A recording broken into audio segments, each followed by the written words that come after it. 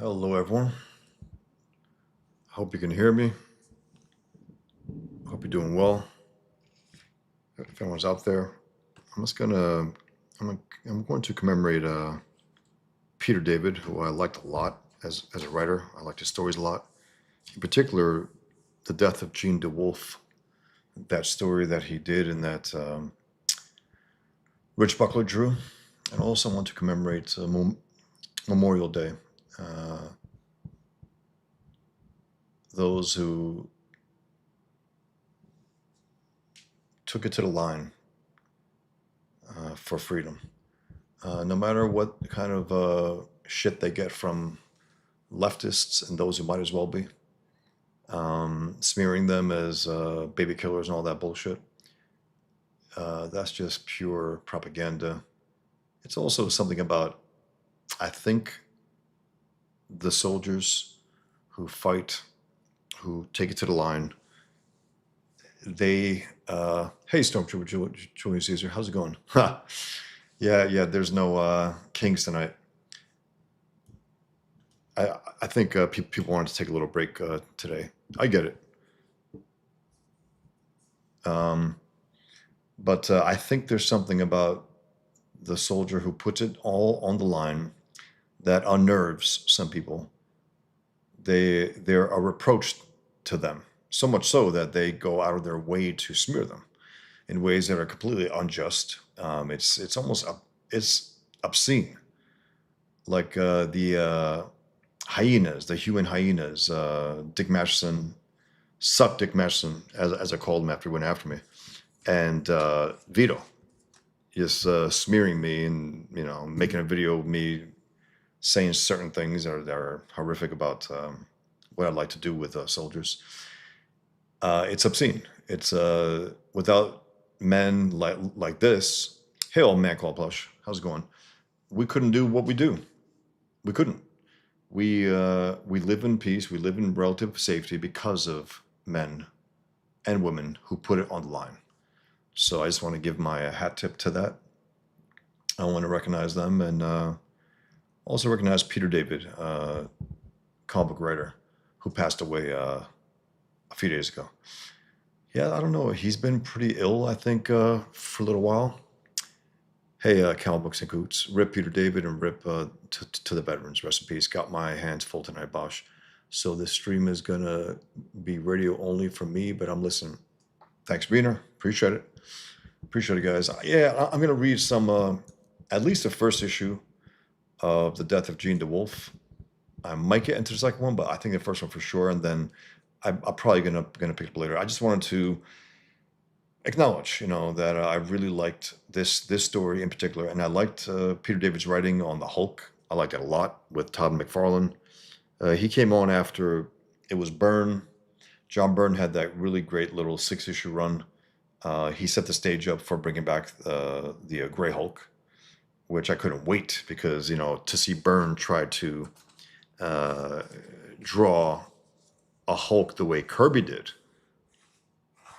I was dying to see it, and then he prematurely left. I think he got that offer to do Superman. I believe that was what the situation was. And then we got Al Milgrom to pick up after Byrne, which is like getting, I don't know, going from Trump to Biden in terms of the presidency. Going from Reagan to Bush. It's a real letdown. It's like going from Frank Miller to, I think, Denny O'Neil. Hello out there on Daredevil, Anyway, the point is that then after Al Milgrom had his short run, where he brought back the Grey Hulk, he left. Peter David began to write it. And there was something interesting about his writing. Very entertaining. Hail, Mikey. How's it going, man? Okay, then, Mikey, if you haven't read The Death of Jean DeWolff, I would prefer for you to check out and read it on your own, and then maybe come back and watch this, because it's really good. I really like it. And there was something very about Peter David's writing, very funny, genuinely funny. He brought some humor there, which some writers just don't have. I think he overdid it at times. But it was good. It was good to see that kind of humor. Whereas this one is pretty hard. This story, it's a crime story. It's a murder story. It's unlike what came after, and this is one of his first, I think, impactful stories that he wrote. And again, Rich Buckler came back and drew it, and I just like it. And then they had a follow up with Sal Buscema. I don't remember it being too good, to be honest. I just don't remember that. But I do like this. I like this story. Why isn't this not? I want to see the whole words there. Why is it not? 1 second, guys. Okay. Okay, good. Let's let me put a little. Okay, that should be good. Okay, so let me just let me start here. Something else I wanted to mention quick. What was it? I don't remember. Okay. Well, here we go, guys. Let's start the Death of Jean DeWolff. And it's sad that the title is that, but that's what the story. I think at the last page of that first issue, that's what it was called, and then everyone gets to know. I appreciate it, Michael. Thank you. Yeah, it's something that I drew a number of years ago, and I don't know how I'm gonna top it, so I repurpose it. To be blunt, I just like the way it is. I drew it for the 75th anniversary of D-Day, and I just liked the way it looked. It was very serious and respectful. Yes, Marcus Kellegrove. Peter David was funny until later. All his characters sound like him. That's for sure. At the same time, though, it's like it's funny you say that because I think he is the one who actually told in an interview, "You don't want all the characters to sound alike." Marcus, do you remember seeing that? And people get accused of that. I'm not conscious of it. I just what you do is you write the characters and then you naturally make them speak the way who they are, and that will differentiate them. I don't think it's a conscious thing. If you haven't really delineated the characters, that's probably when you get caught up in that kind of mess where everyone begins to sound the same. By the way, there's supposed to be a storm hitting here. I just want to let you know. Last time that happened, I was on Kings and boom, power went out. Came back on shortly, but still. It's funny. Okay, so let's go, guys. The Death of Jean DeWolff, and this is a time where Spider-Man, I believe, this is after the symbiote. He ripped it off his body and got rid of it, but I think he liked the suit, so he made a regular version of the black suit. I love that black suit. I think it's one of the most brilliant redesigns of any super ever. Because simply it's instantly recognizable as Spider-Man and completely different. Brilliant. Absolutely brilliant. Yeah, that's right, Marcus. I do remember seeing that, and he wrote that in his Comic Buyer's Guide column. That's right, he wrote a column for that. I liked his stuff. I liked his Supergirl with Gary Frank. They moved from Marvel to DC. Don't remember too much about it. I did enjoy it. And again, Gary Frank's a great artist, and Gary Frank's a guy who's gotten better and better over the decades. I guess he's been around since the '90s. I think he's better now than he's ever been. And I think a big difference with his art is that he inks it himself every single time now. So I just respect that artists they really should ink their own work, and they should be their own best inkers because no one knows their art the way they do. Yeah, me too, Marcus. I read the Captain Calhoun series. I liked it a lot. It was really good. It's interesting with a Peter David. He goes, yeah, Future Imperfect. That's right, with George Perez, the Hulk. I forgot what they what was he called? He was the bald Hulk with the white hair. They gave him a name. I don't know why he changed the name, but it's pretty good stuff, man. It was sad to hear, him passing away, but I heard he's been sick also, and I assume he made a lot of money in his career, but it looked like he was struggling to pay the medical bills, which is unfortunate. That does happen with comic pros. I mean, I don't know. We're artists. We're not necessarily businessmen, but we should be able to, straddle both worlds as best we can. The Maestro. Thanks, SXS. The Maestro. That's right. Thanks, Peanut Gallery. The Maestro. That was an interesting setup. But yeah, Peter David was very good, and that's when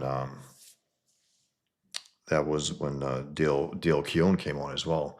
Just opened up floodgates in terms of, because he was, he had McFarlane, then he had I don't know if it went from McFarlane to Jeff Purves, but that's another letdown because I really liked McFarlane's Hulk.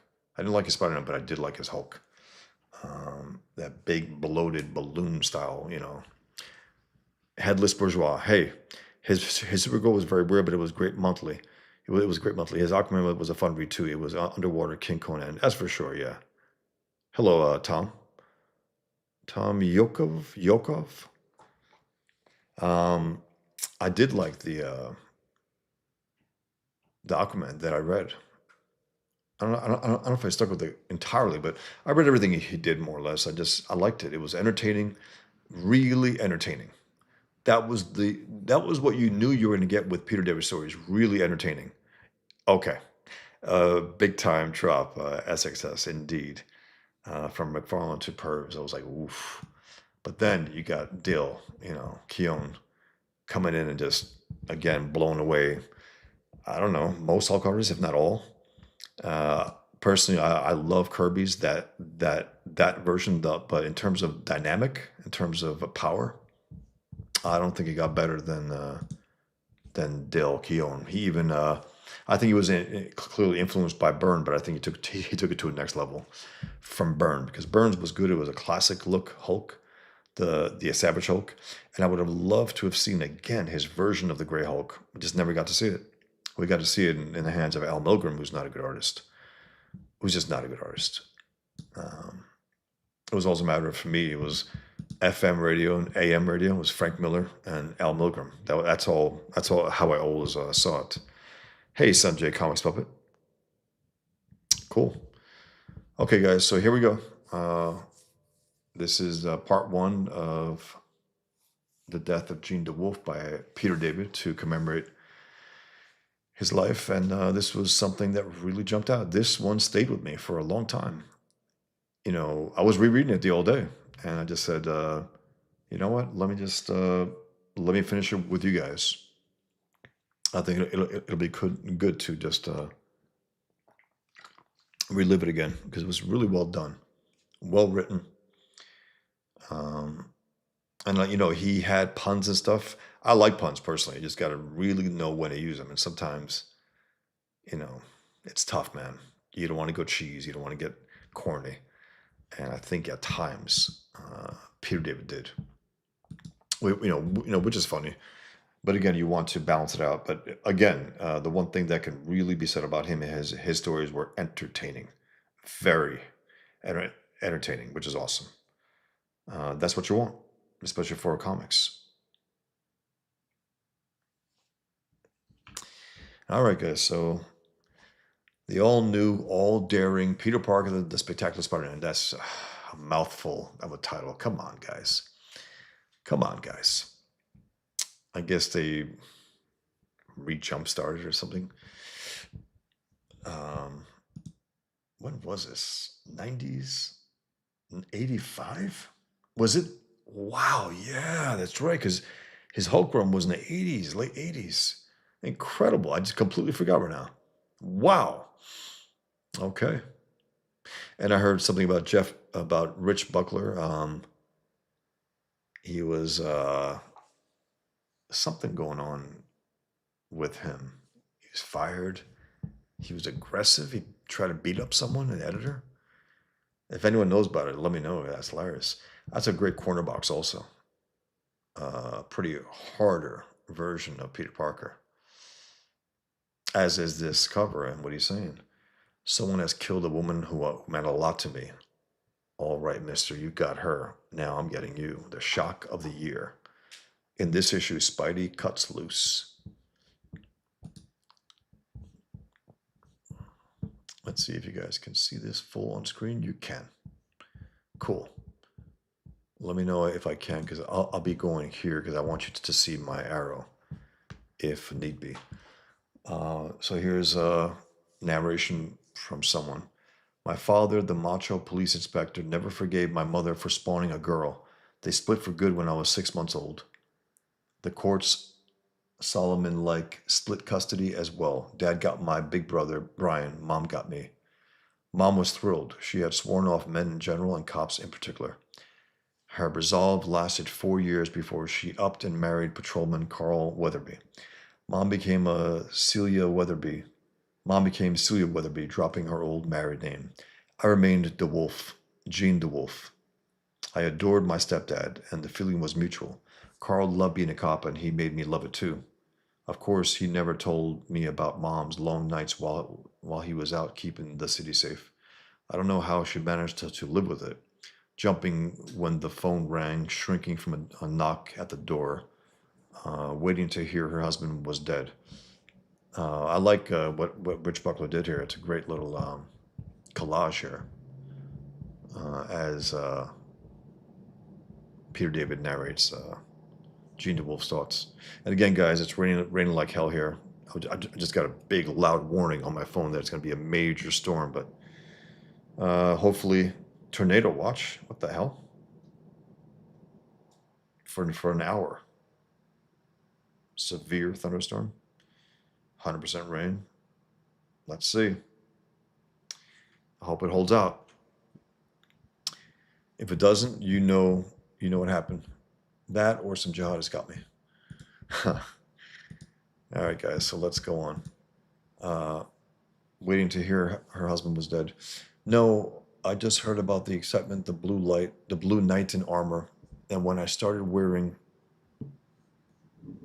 excuse me, I don't want to touch that thing by mistake, like I did a few times. I guess you guys can still hear me, just make sure. No, I just heard about the excitement, the blue knight in armor. And when I started wearing a little badge he brought me home, I thought Mom would shoot him herself. But we all knew it was inevitable. Okay, deep down, I suppose I wanted to be Daddy's little girl, but we all knew it was inevitable. After all, my very gender had lost me any approval from my natural father. Getting my stepdad's approval was everything to me now. The day I graduated the academy and earned my shield, Carl didn't crack a smile, yet I could tell he was flying, as was I. Mom naturally cried in the bathroom for 2 days. Dad, Carl, kept pushing, and I, craving his approval, pushed just as hard. I shot through the ranks. I had a trunk full of commendations when I got my captaincy. He was still a sergeant. I thought he'd have a stroke. Instead, when I told him, he still didn't crack a smile. He just nodded, but I knew he was proud, and I also knew then why he didn't smile much at my achievements. That's right, Wingus Dingus. Jihadists using their tornado machines. It's hilarious. I was thinking about technology and the enemy before. Sometimes I'm about to post something and I just let it go. I said, well, maybe no time when I crystallize a little better in my head in terms of, in a way I can, quote unquote, thank Allah that he made sure that Muslims could not transcend Islam. Because there's nothing in Islam that encourages thinking, reading, creating. It's such a parasitical religion that they always want to feed off others. So in a nuclear age, they're hopeless unless they steal. That's what it is. Marcus Kelligrew. Rich Buckler drew my characters on the cover of Vanessa Worlds #2 in his Kirby style, inked by Joe Sinnott. Inks in 19. That is awesome, Marcus. Wow. That's fantastic. That must have been something else to see, because Buckler drew the FF for, a little while when, I guess Sinnott was on there for what, 200 pages? Sorry, 200 issues? Is that possible? I think he just might have been. And then you had, unfortunately, the Amazing Spider-Man, where Jim Mooney was doing inks. He's no Joe Sinnott. He made everyone look exactly the same. Now, Joe Sinnott could be argued that that's the case with him as well. But then again, you could see the differences when he ink burned a few times, also a number of times actually, in his early run on Finesse 4, where he just penciled it, when Byrne penciled it for like a dozen issues, and then came back and wrote pencil and inked it. And then also Joe Sinnott, I think, inked 2 issues later on. He was supposed to be the regular inker for the FF in Secret Wars 2 crossover for the FF, but that only lasted 2 issues. And then Al Gordon, who was okay, not great inker for Byrne, and then Jerry Ordway, who was really good. I mean, Jerry Ordway over, Perez and Crisis, those are the best issues, hands down. I mean, hands down, he gave Perez a really nice finish, a brush-worthy, nice quality about it, thin and thick and so on, very alive, unlike the razor cuts that George Perez inked himself, and also that Dick Giordano did. Something about the razor-like quality. I don't know. But Ordway was really good over Byrne and Perez. Okay. So let's see how this looks on here. It looks good. Okay. It's all within the screen. I can't tell at times. He wants me to be the first woman police commissioner, and he knows the only way to get there is if you're totally driven. So he's withholding the smile until that day. I'll get that smile out of him yet. 1 second, guys. 1 second.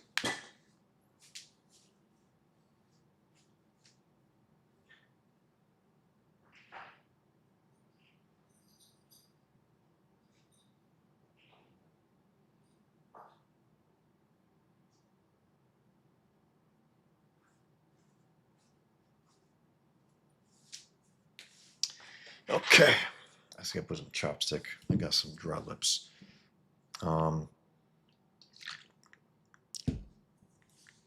Marcus Kelgrew said this was an indie comic. We helped the publisher pay for those artists, and we got to hang out with Buckler in his studio. That is so cool, Marcus.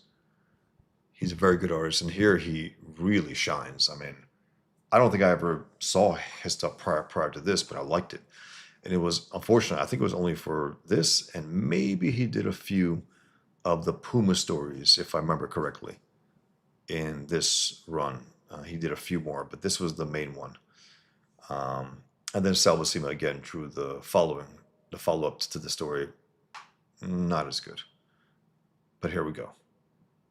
Okay, so the title comes in right after we find out. That's what it was. I thought it came at the end. 1985. My God. It's incredible. I thought it was 90s. That's right. Wingazingus.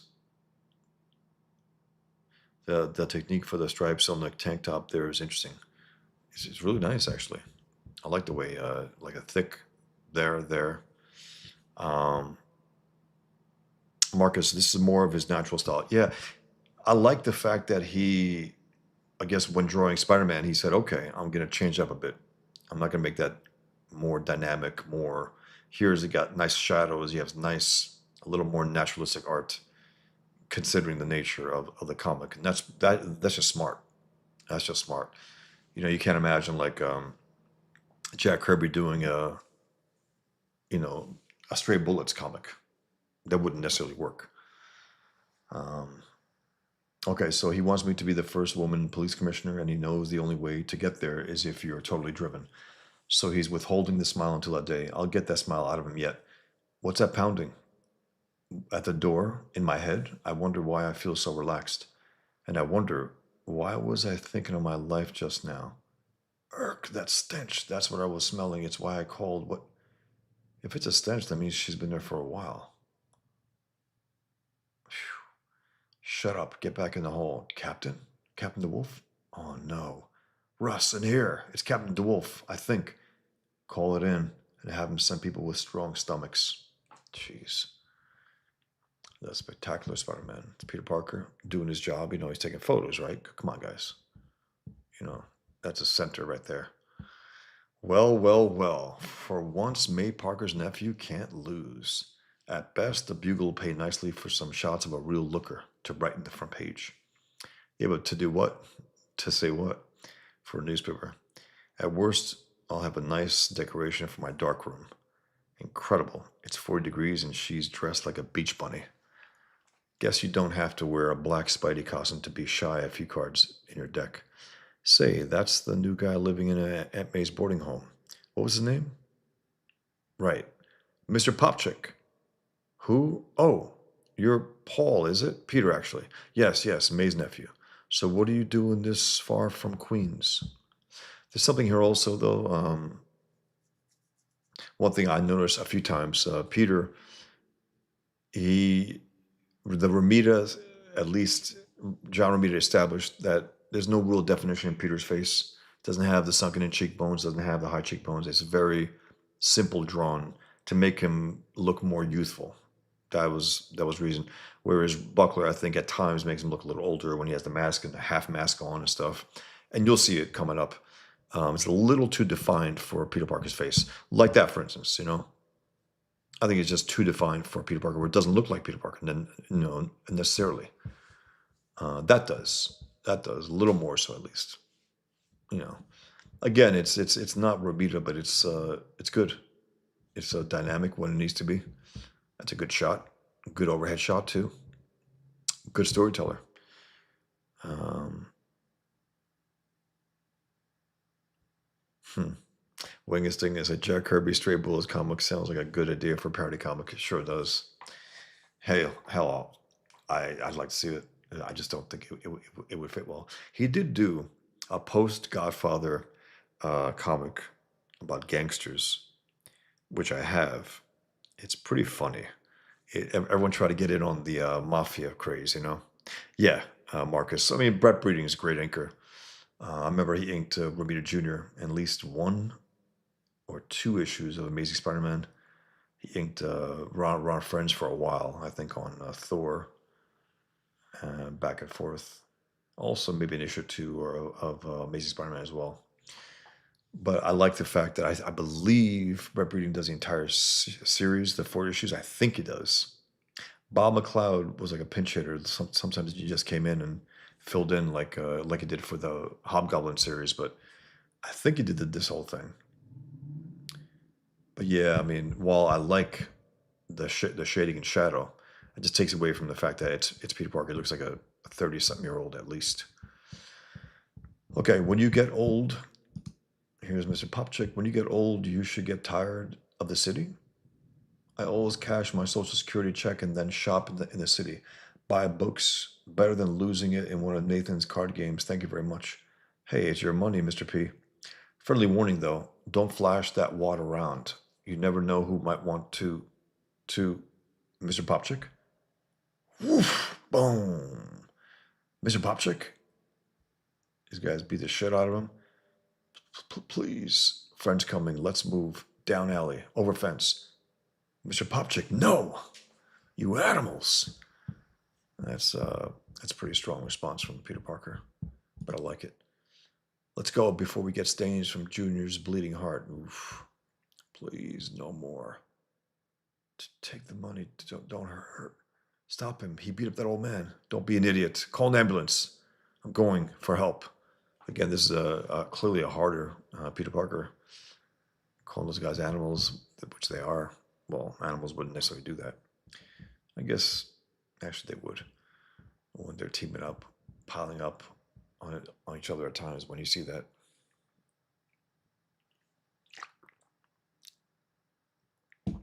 Peter Gallery, have you read The Dingbats of Danger Street by Jack Kirby? Doesn't sound familiar. It's a crazy name. It doesn't sound familiar to me, though. I probably didn't. So here he goes. You're calling the cops? Not exactly.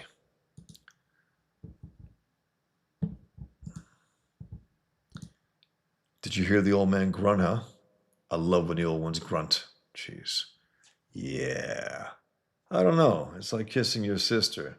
It don't mean nothing if it's so easy. Really? You're in luck.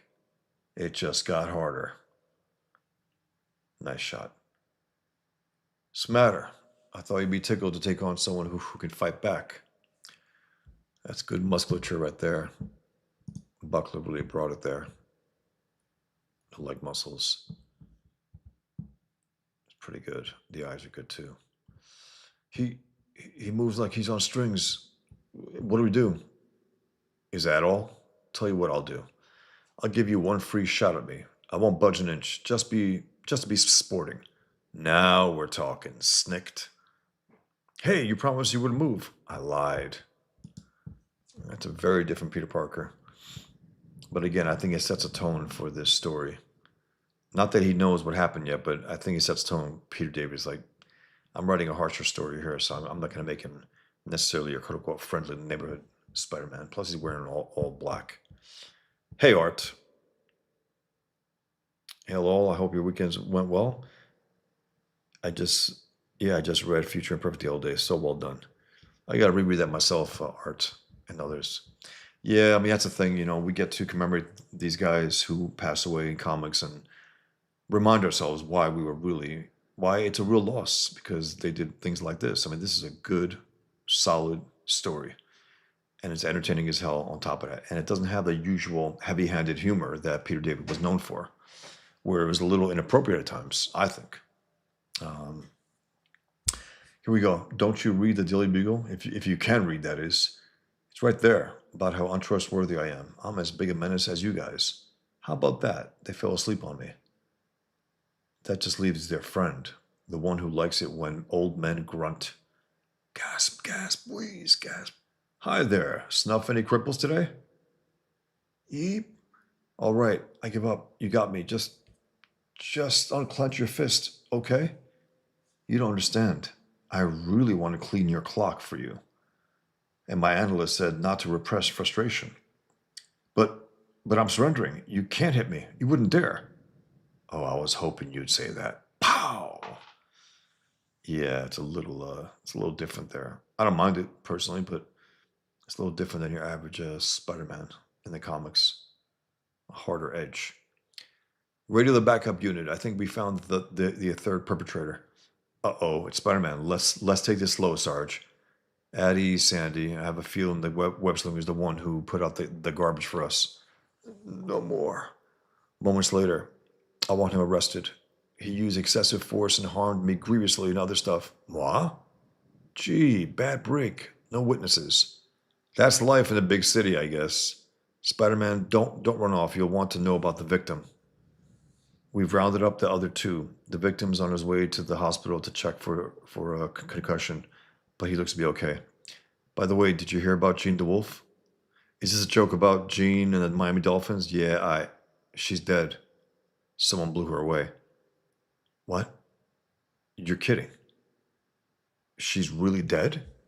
But I just saw her the other day.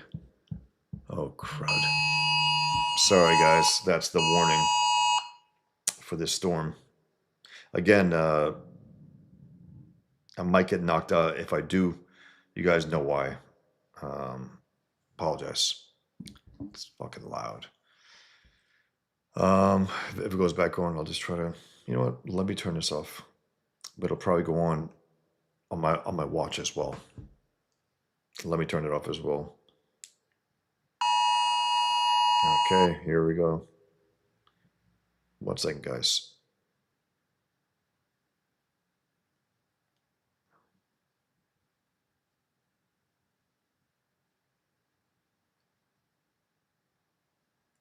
Sorry. Give me 1 second, guys. Okay. Will it go with my iPad or the computer? Let's see. I don't know how many mornings I guess we need, but I guess where people are going to hit the road at this time. Oh crud! Who did it? Don't know yet. Whoever does this kind of stuff, some godless sicko. Godless sicko.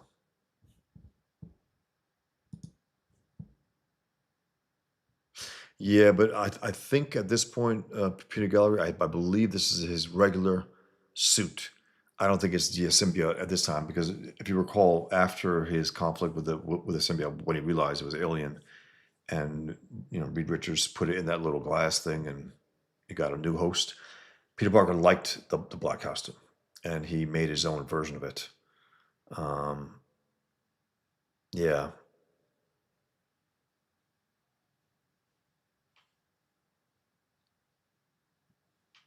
about Future Imperfect. Art says the first part was a slow burn, but it sets up part two well. Plus, it's difficult to build. It was only a two-parter, wasn't it? Art, like a two thick issues, 48 pages, I believe.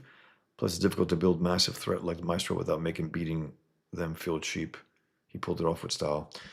Yeah, he was. He had ability. He had a talent, and again, he had this very natural humor about him, which you don't necessarily see here. I don't think you see in the entire series, actually, which is fine by me because again, of the nature of this. Yeah, Peter Gallery. Peter Parker did create his own version of the black suit because he liked the way it looked. And then sometimes when he gets in a darker mood, he puts it on. He did that when Ron Garney's run. If you remember, it was after Civil War when he faced down Kingpin, and to me, it's so stupid when him and the Kingpin fight because he can knock out the Kingpin, and he can kill him with one punch. It's ludicrous that he goes to head with Kingpin, who's just a human being, and has a real hard time with him. I just, if he was powered, okay. Spider-Man's a powerhouse. A lot of writers don't do that. He's a powerhouse. He lift 10 tons. What can Kingpin lift?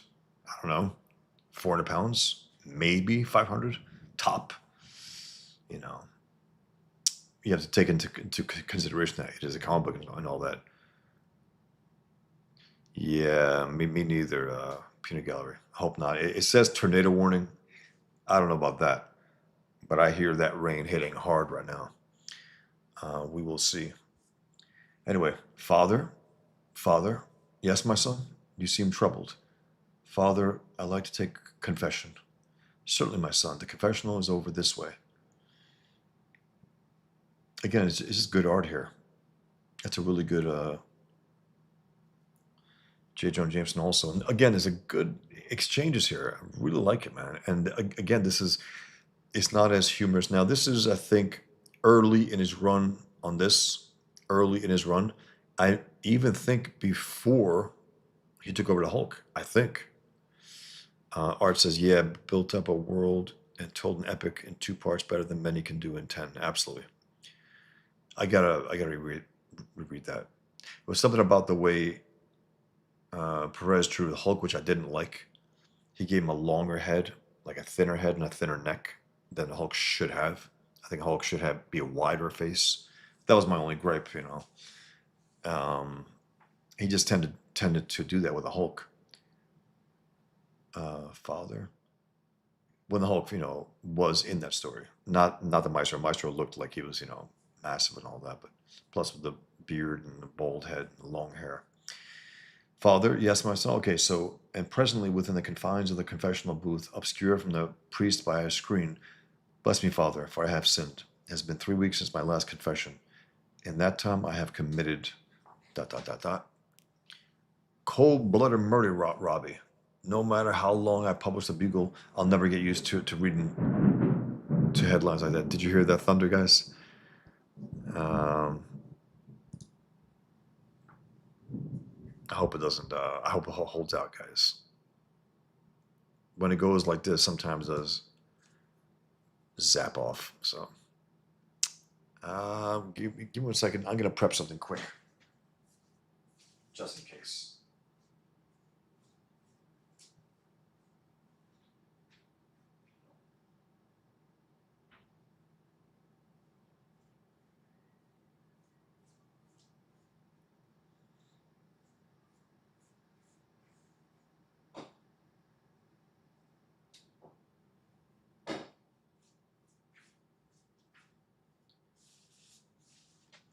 right. So, cold-blooded murder, Robbie. No matter how long I publish the Bugle, I'll never get used to headlines like this. It's not easy for us editors either, Jonah. Yeah, man. Marcus Kelligrew, I think it was David's first series. I think you're right. I think Peter Parker's The Spectacular Spider-Man was his first series. I think he was editor for a bit. And he was doing something else also. He was in some capacity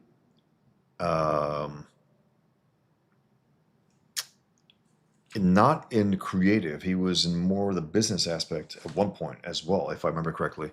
And then he went editor. I think it was editor and then writer. And it's just good stuff. Entertaining as hell. He knew how to do it. So did you hear it, Art? Did you hear the winds and the rain and the thunder?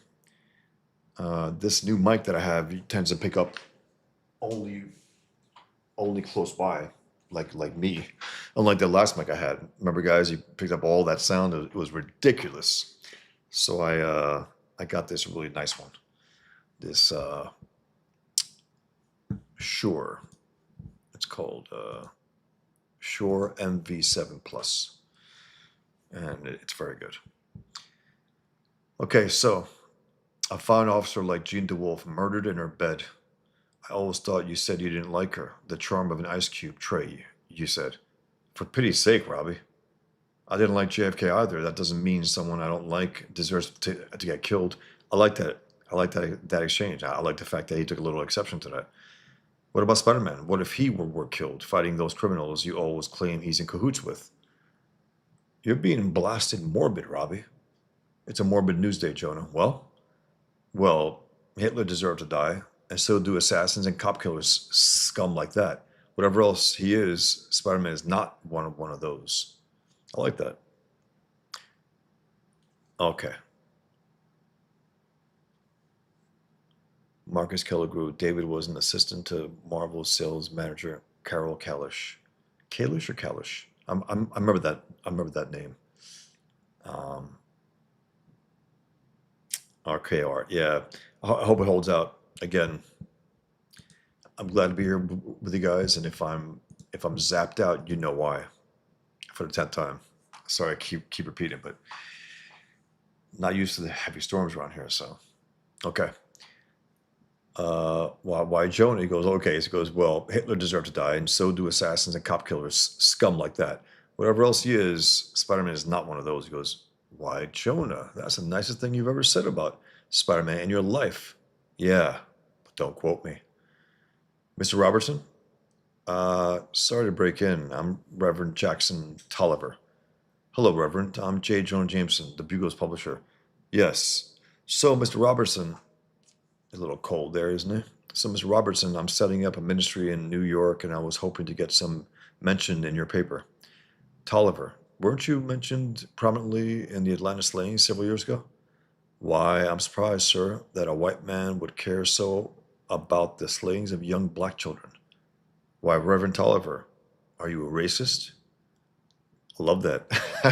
I love that because you got this attitude sometimes from whites and blacks, one on the other side, the other side. I'm shocked that, like people sometimes tell me like they're shocked if I'm concerned with some, Africans who were slaughtered by jihadists. Like, are you fucking kidding me? We're all human beings. They're victims. You shouldn't be shocked.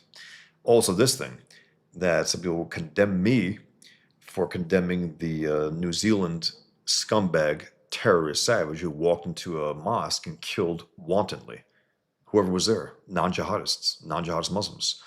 And they condemned me for it. And then I was also applauded for it, meaning they didn't think I would condemn them. So it's nasty. And I love the way Jonah Jameson can be written really well at times, And again, I like the kooky J. Jonah Jameson of the old days, and he was kooky. He was crazy. Nuts. I mean, flat out nuts. Creating the Scorpion, creating the spider robots, the Spider Slayer robots and all that. But when Miller took hold of him in Daredevil Born Again, great stuff. Here, he's being written really well. Roger Stern in his run on Amazing Spider-Man when he was gonna, come clean about the Scorpion. So it's good stuff, man. So I really like this exchange because the guy expresses something. They say, "Oh, you're human, huh?" That's racist flat out right there. But he tells him, "Look, man, my apologies. Things get a little. People can get really stupid when it comes to it.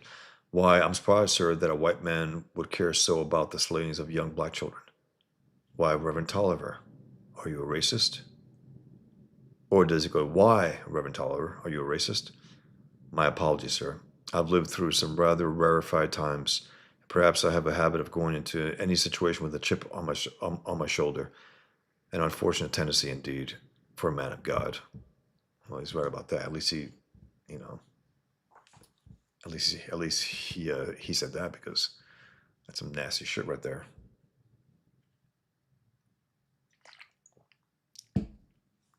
Early evening. Anybody see Chris and Mary Beth? They're on coffee cleanup this week. They're not out here. Hi, I'd like to talk to whoever's in charge of the Jean DeWolff killing. That's Sergeant Stan Carter, but he just went off shift. Stan Carter. He drives a red Capri Classic. If you hurry, you can still catch him. Much obliged. Wow, he sounded barely hostile. Maybe they want all the help on poor Jean's murder they can get. Ah, there we go. That looks that looks likely. I'll try not to startle him. Wouldn't want an accident on my conscience. Hi there. You Detective Carter? Who wants to know? It's pretty easy going. You planning on staying up there? Or maybe you're just answering my ad for a hood ornament. Either way, chatting with cops isn't your usual style. I know, but I wanted to talk about the Jean DeWolff killing. Why? You do it? You ask a lot of questions. How else do I get answers, kiddo? So what? You want an engraved invitation? Get in already. Smells good. Coffee? Hot cocoa. Want some? Sure. Too bad this is all I've got. So you want to play detective? Not me. I can't even handle Colonel Mustard in the parlor with the candlestick, but I'd like to know how it happened. Abruptly. Jean was shot up in the upper right chest with a double-barrel shotgun.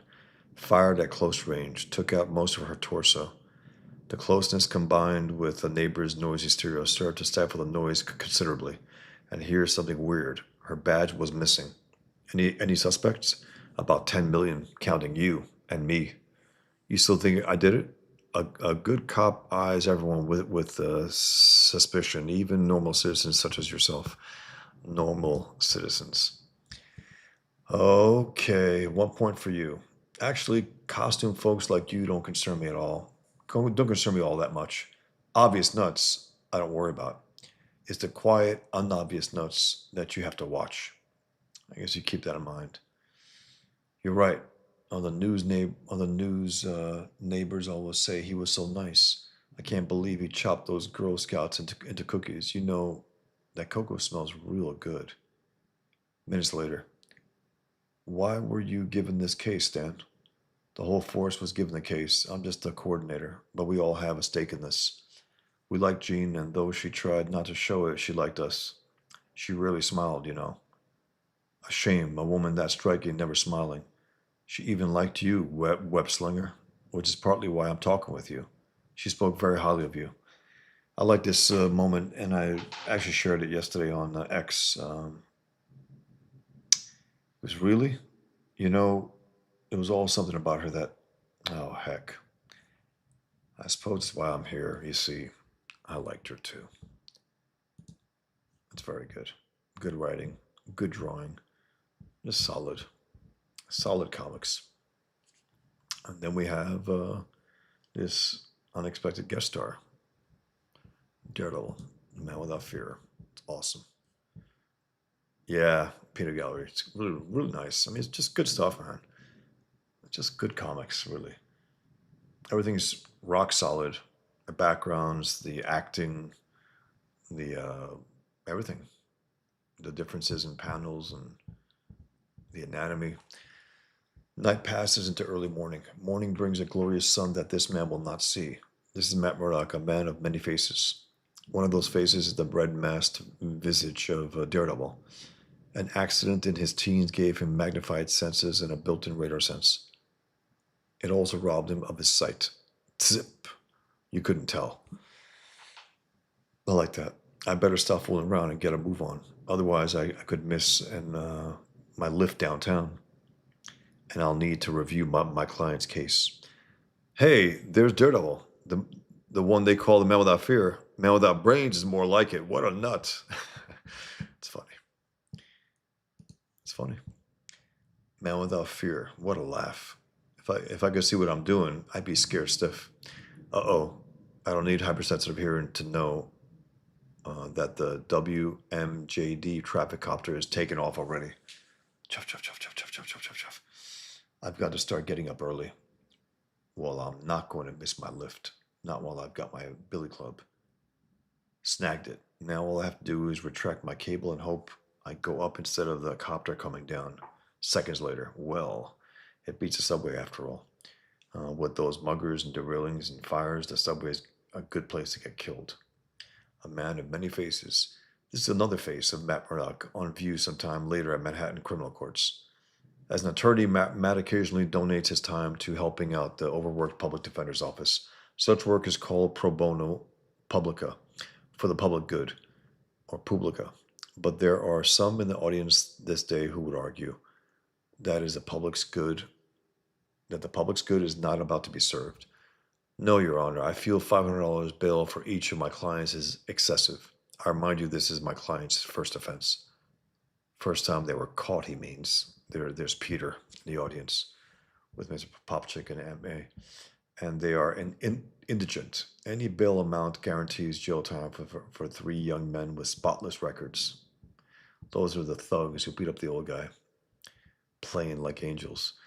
Counselor, you seem to think you're representing 3 apostles. I'm not requesting canonization, Your Honor, merely an assumption of innocence. Yep, JJ. Yeah, it sucks, I don't think he was even that old. He was in his 60s, I think late 60s. Wingus Dingus, that swinging pose looks really difficult to draw. Definitely, man. These guys are pros. You just got to know. Once you do super pros, you have to step it up. And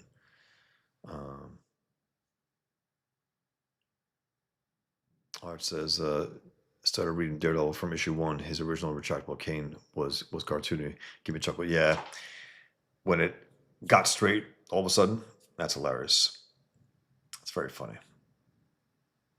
Like that curved part, just I think locked in straight somehow. Pretty funny. But yeah, the Wally Wood stuff is really good, and then the John Romita stuff is really good too. Okay. Thank you, counselors. Defendants are released on their own recognizance. The counselor instructs your clients to restrain themselves. 68. Okay, Marcus. Same here, JJ. I was rereading this actually this week. Okay, Marcus Keller Buckler is known for swiping, but in this comic, he seems to be leaning on photo reference. Yeah, that's what it looks like to me. Some of the shadows, and especially for the Stan Carter character, it looks like he had someone in mind in particular. And I remember I had it in my head that it was an actor of some sort. But let's just keep reading because it looks like he really leaned heavily on that. Like the unfortunate drawing of what was it? Justin Hammer in the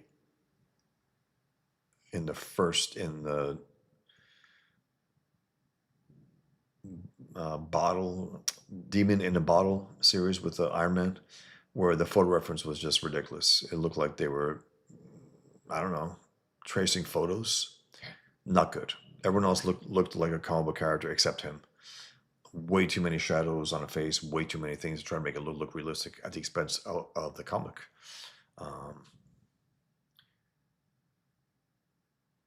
So yeah, guys, let's just keep going here. Let me get this, make sure it's going well here. So, Hill, Jimmy.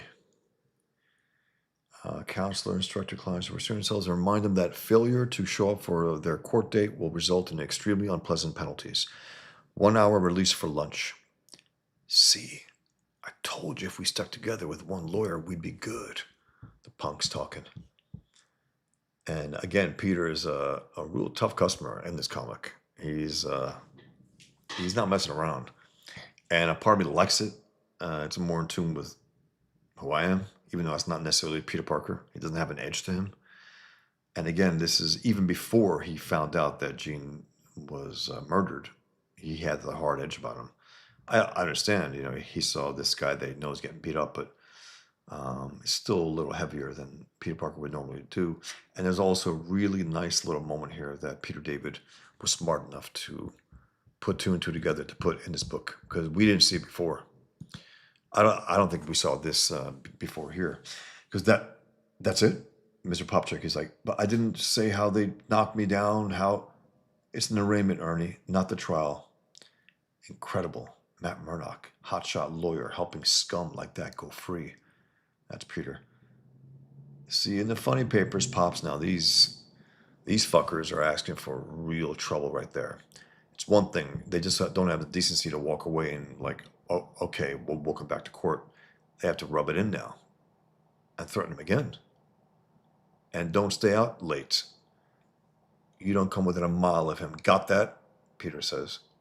Murdoch, he goes, Murdoch, stay right there.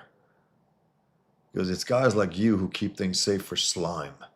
How can you face yourself in a mirror each morning? And check out Murdoch's, it's a great panel. Ooh, sorry, guys, I try to pull up that panel. Check this out. It's guys like you who keep things safe for slime. How can you face yourself in a mirror each morning? Goes, because that heartbeat voice, it's Spider-Man. He must be in his civvies. It's a challenge. That's good stuff, man. It's very smart writing because it takes into consideration the fact that Matt Murdock would clearly be able to know who this is. He's familiar with him. Even his scent and whatever else. He goes, look at yourself in the mirror. He goes, it's a challenge. Peter Parker, shame on you. Oh, the blind thing. Sorry. The idea. Okay, I apologized, didn't I? Although, frankly, I think Murdoch should be doing the apologizing. Artists says, I immediately question artists when they draw a character like She-Hulk, like a skinny model. Not saying they're all tracing, but it is suspect. Yeah, I mean, that's the thing, she should be. The way Byrne drew her was great. I mean, I don't know of anyone who drew her better than Byrne anyway. I mean, you got artists at times, maybe they drew her, but from that graphic novel with Kim DeMulder, who inked it, who was really good on Byrne. I would like to see more of them together. Yeah, and then you see her sometimes like, what? That looks just like a model that's colored green. It doesn't work. Hey, Nomad Damon. Hey, all. I'm not familiar with Peter David's comic work, but coincidentally, I've read 2 of his books earlier this year. One was his Halo novel. Wasn't a fan, unfortunately. The other was the first original Star Trek Deep Space Nine novel, which was surprisingly enjoyable, especially considering there were only 5 episodes into the show, I think. He captured the characters from the show well. I liked his Captain Calhoun captain in Star Trek novels. An original character that was not part of anything else. Absolutely. Nomad Damon. I think this is the first thing that really jumped out at me. I was like, okay, this guy's good. I'm going to follow him. And if I'm not mistaken, I think he did the Hulk after this. He had a little run on the Spectacular Spider-Man, and then did the Hulk, and then wasn't a Hulk for a while, and then went to DC, Supergirl, Aquaman, and I gotta say I lost track. After a while. Well, let's keep going. I like that Matt Murdock feels a little. He must have heard those punk asses talking about the old man like that, threatening him again. Because you know, Horace, back in college, you impressed on students like me that everyone had to be treated equally under the law, that everyone deserves the best efforts we can give, defendant as well as plaintiff. And I believe that. I do. So why do I feel like 20 pounds of broid inner tube? Um, very, very cool. No idea. I like those. I read a handful of those. And it's funny because I don't think I liked reading Star Wars and Star Trek novels because it was started as visual medium, TV and movies. And I think it's like if you can't see it, it doesn't work as much. But of course, that's not true. But I did. But for some reason, I said, "Oh, okay, this looks interesting. It's a different character, an original character. Okay, let's see." And I liked them. They were they were good. I think he wrote a handful of those as well. Okay, because you don't like your current clients very much, Matthew. You hate getting your hands dirty. Okay, he goes, why do I feel like, he goes, because you don't like your current clients very much, Matthew. You hate getting your hands dirty. Untrue, Horace. Too true, Matt. You don't know the half of it, this judge. Clearly. He does get his hands dirty. He has dirt all at night. You should be a public defender for a few years. It'll strengthen your resolve. Give you some guts. Interesting, huh? Calling him a gutless punk. I mean, really, just by saying that alone. I said, you lack guts. Let me have a minute to use the little judge's room, and then we'll grab some lunch. Fine. Good, Horace. Make a convenient exit, so I can check out just who my radar sense has detected in your study. If it weren't for Horace, I'd change to DD. As it is, I might not have the time. One person, bulky, male, holding a long, thin object, a shotgun. His pulse is racing wildly, perspiration so thick. I think he's on drugs. Who's there? Who is it? I am the Sin Eater, the Sin Eater. And you are? His voice, his aura is like decaying vermin. Don't hurt me. I'm blind. That's bad. Are you a lawyer? Yes. A wrong answer. His pulse is getting wilder. Lawyer, eh? That's worse. Blam! That noise. Deafening. With the sunlight flooding in now, I've lost my advantage of darkness. Shells dropping. He's reloading. Okay. I don't have darkness, but I still have surprise. What the devil was that? My billy club, you lunatic, and now. Matt, what's going on? One moment in time frozen for Matt Murdock. In that moment, Matt could have leaped unerringly, taken out the gun wielder, and seriously jeopardized his identity. In that moment, Matt was astonished as an old friend who was so dignified immediately dropped to his knees and groveled for mercy. The face of Matt Murdock frozen only a moment in surprise and indecision. A moment too long. Peter David Writer, Rich Buckler, penciler, Brett Breeding, inker. And Jim Shooter, the great Jim Shooter, editor-in-chief, my man. New Frontier. Okay, that's what they were called, Marcus. The New Frontier novels. Cool. I'm going to continue this, actually. I'm not going to read the entire series. It's 4 issues, but I'm going to continue to issue 2, guys. If you're okay with that, cool. You can stick around or, check out. And if you haven't read this, I recommend, guys, reading it on your own. I think it's really good. I think it should be read on your own. A lot of stuff happened in here also. I mean, sometimes in your average comic, killings don't happen as much. We got 2 killings in here and a beating also. So it's pretty heavy. Okay. The all-new, all-daring Peter Parker, The Spectacular Spider-Man, number 108. Wow. That thunder. Phew. 1 second.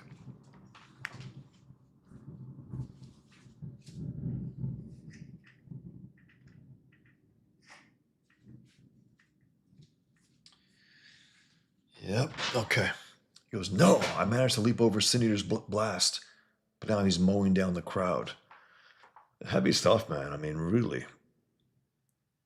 This issue, Sin Eater strikes. Wow.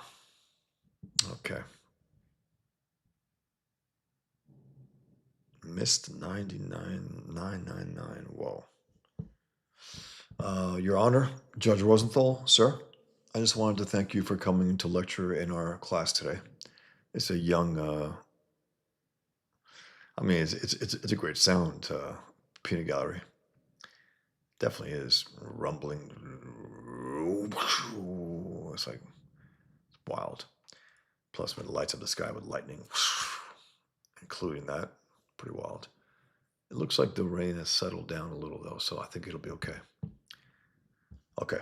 So again, this is a younger Matt Murdock. You could tell. If I said Peter Parker before, sorry, it's Matt Murdock.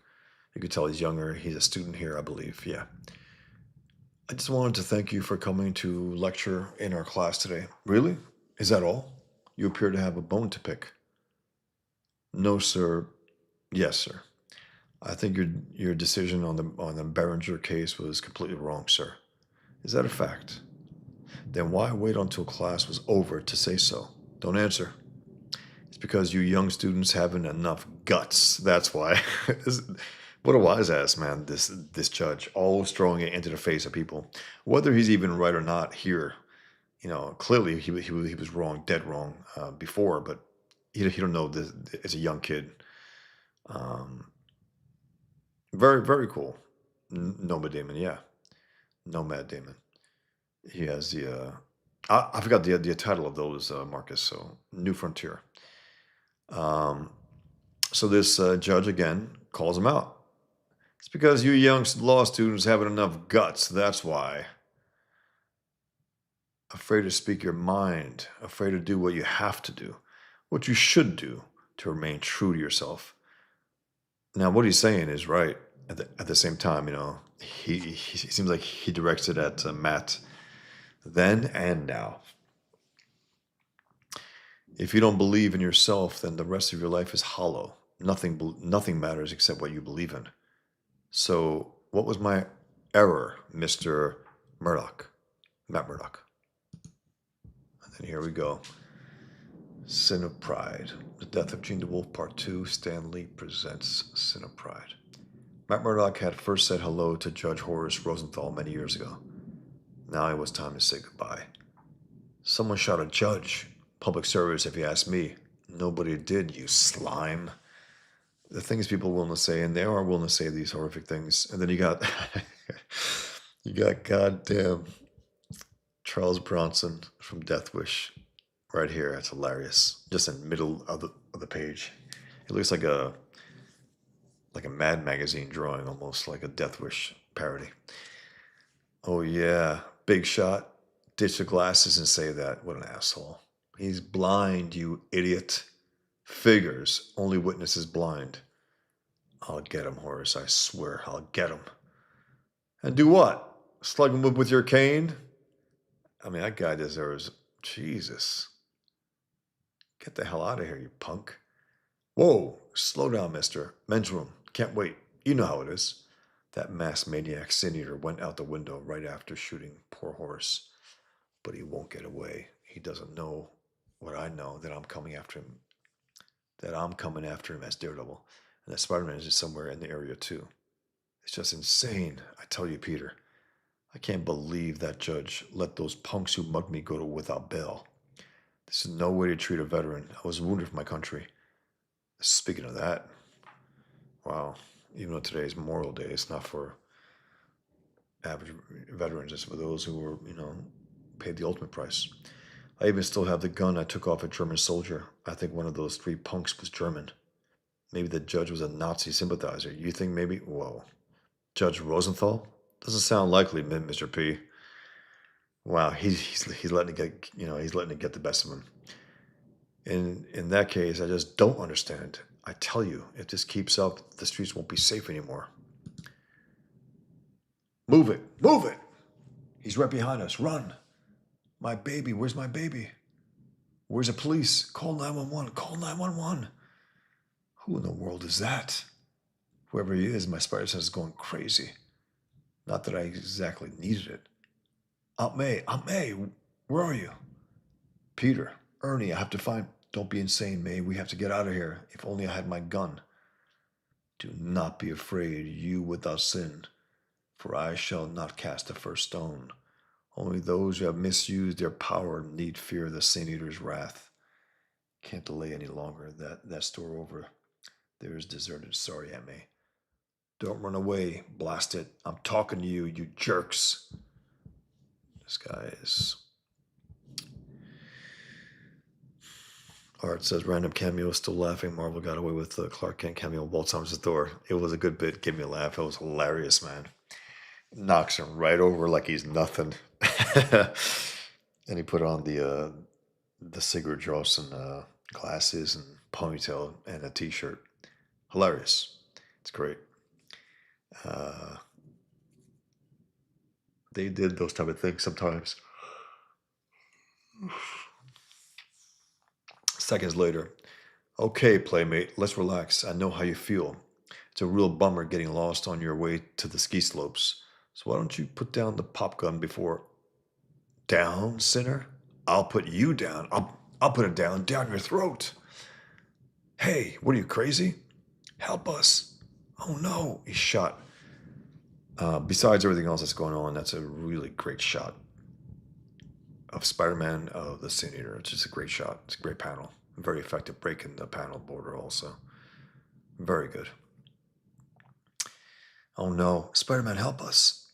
He won't help. He's as bad as the other one. I've been hit. Help me, I've been hit. Let this be another nightmare. Let me wake up. Aunt May, where is she? I don't see her. But I do see that lunatic, and he's reloading, the devil he is. You, Jean-Claude Killspree, drop it now. Bad pun. Bad. Oof. I said, now! I've had it with you, man. And I have had it with you, sinner. No, those bystanders getting hit freak me out. Reflexes all gummed. All of you, all high and mighty, confident in your powers and positions for protection. You think you know everything, but you know nothing. Crunch, he took some hard hits on Spider-Man there. How the hell? I guess he's a little rattled, but still. He must have some. He must be hopped up on something, if I remember correctly. I would think. If he doesn't, that doesn't make sense. Can't get it together. What? You're still conscious? Yeah, because I do know a few things, like how to roll with punches and how to sucker you into letting me in close so I can do this. Get him, Spidey. Kill him. Don't stop. Kill him? Get him. I love a mob. The only thing you can count on is that you can't count on them. Kill him. Had enough, Slugger? Do you have to bruise another, or do I have to bruise another? No, wait. Next to the gavel on your belt, a badge. Stan told me Jean's badge was missing. You killed Jean DeWolff. Yes, I killed her and the judge. And now you. Ugh. Sight of the badge, wasn't expecting it. Caught me off guard. I don't know, man. I don't think Spider-Man will be this rattled. You know, that doesn't quite work for me. Sight of the badge, wasn't expecting. Caught me off guard. Plus, before I must be rattled. As far as I know, this is just a regular human. It's someone in this story, but I don't know if he's hopped up. I think Daredevil noticed something about him. He was maybe on drugs, maybe enhanced. Got to pull myself together. No, mustn't think. Just react. Just got to pull myself together. Jean. No, mustn't think. Just react. He keeps coming. Just need a second. That taste in my mouth. Bleeding sinner. The Sin Eater has brought blood to another sinner. Praise the Lord. You think my job's easy? Being responsible for the sinners? It's not. My job is impossible. Never ending. No, your job is finished now. And so are you. Boom. He's getting up again. How strong is this guy? Yeah, he must be enhanced. Wait. Over there in the crowd. Aunt May. Was she hit or... Hold it, Hairball. Where do you think you're going? Me, I absorb the world's sins. Cretin. I'm going to Hades. I'll see you there. Oh, no, you don't. Not while I've got my webs. No webs. Swell. He must have trashed my shooters with a gun. I guess he did. It makes sense there, at least. Um, random cameos. Still laughing. Marvel got away with it. Yeah. Sorry, Art. Yeah, that was great. No, Mad Damon. I don't see a super chat option. Did something happen to your channel, or is that maybe an issue on my end? Yeah, I I guess without warning, they knocked out. They demonetized me. That's unfortunate. I was able to get monetized, I think, a month or two ago, finally, after a while. But thanks, no Mad Demon. But if you do want to support me, go to my store, boschfalston.com, or back Pigman. I do appreciate it. Or get some trading cards, which are cheaper also, on my store. Appreciate it, guys. Hey, Hamilton, how's it going? Howdy. Yeah, or the commies that run this platform demonetize them. Hi, Hamilton. Parker Luck, what's that? Matt Bird. Peter David's Incredible Hulk run was 12 years long. My God. He worked with Tom McFarlane and Dale Keown in that length of writing as well. That's incredible. I knew it was long. I think he was like the second after Chris Claremont on X-Men, like the second longest. Well, I didn't know it was that long. Wow. But man, he had Todd McFarlane and then Dale Keown, Gary Frank, and a few others. Incredible. Incredible. Yeah, I know Matt Damon. It sucks, man. Marcus Kilgore. I like how Buckler didn't use that many backgrounds during the fight. Absolutely. No doubt about it. Because you do want to clear it up a little. You want to clear the decks a little. You definitely do. You don't want to get in the way, especially of hard action like this. You don't want to get in the way of that. It's a good choice. And I know some people, oh, there's no backgrounds. Hey, there's a lot going on here. The foreground's more than enough. And he doesn't skimp on backgrounds here when the camera quote unquote pulls back out of there. So that's good. We are okay. We're here. Yeah. So guys, if you know no super chats, but if you want to support me, you can go to my website, boschfalls.com. I have a donate button there. I also have Patreon. You can become a patron. And most importantly, you can back Pigman #1. I would really appreciate it. I'm going to pitch it at the end of this, as I always do on my streams. But I think I'm going to read this one more issue and then get back to some work. And then I'll finish this up next time, on no time. Maybe tomorrow night. Now what? I could go after him, save future possible victims, but Aunt May might be hurt, dying. I can't fail her like I did Uncle Ben. Richard Luciano. Richard Luciano. Dale Keown's art is what made me pick up a comic. Peter David's storytelling was made is enjoy comics. Yeah, I mean Dale, again, he and from that first issue, and it was an interesting one to start because the Hulk was emaciated. He lost a lot of weight. He was dying. It was the fourth part of a story that was drawn by Jeff Purves prior to that. Walt Simonson did the covers for that as well. And then with a very short period, I think with the next issue, clearly, you saw him, full empowered Hulk. You saw what Dale Keown was able to do. And he got better and better and better. Hell of an artist, man. Is a reason why he's, voted best Hulk artist almost across the board. But Aunt May might be hurt, dying. I can't feel her like I did Uncle Ben. I have to stop him. What other choice do I have? But Aunt May, Aunt May, Aunt May, Aunt May. Wait, I do have another choice. If I can tag him with a spider tracer, please let just one thing go right, please. No way, Senator. No way. Yeah, this guy's sharp for all his madness. Moments later, are you certain you're all right, May? Stuff. It's interesting the way Buckler drew Aunt May here. He drew her like a really old lady. Ditko did that as well, but that wasn't done for a little while. And then she got younger and younger over the years. Art says, if you want to support Bosch, peruse his store and see if anything grabs you or your wallet. Thanks for the link, Art. Appreciate it, man. Yeah, guys, if you want to support me in any way, um, large or small, Patreon, my website. I still have a few. I have 2 books left out of 7 books that I have. 5 of them are out of print. Um, but I have 2 books, my Muhammad cartoons. I have a number of prints. I have trading cards, Muhammad trading cards, Pigman trading cards. But most importantly, my Pigman #1 crowdfund campaign at Fund My Comic.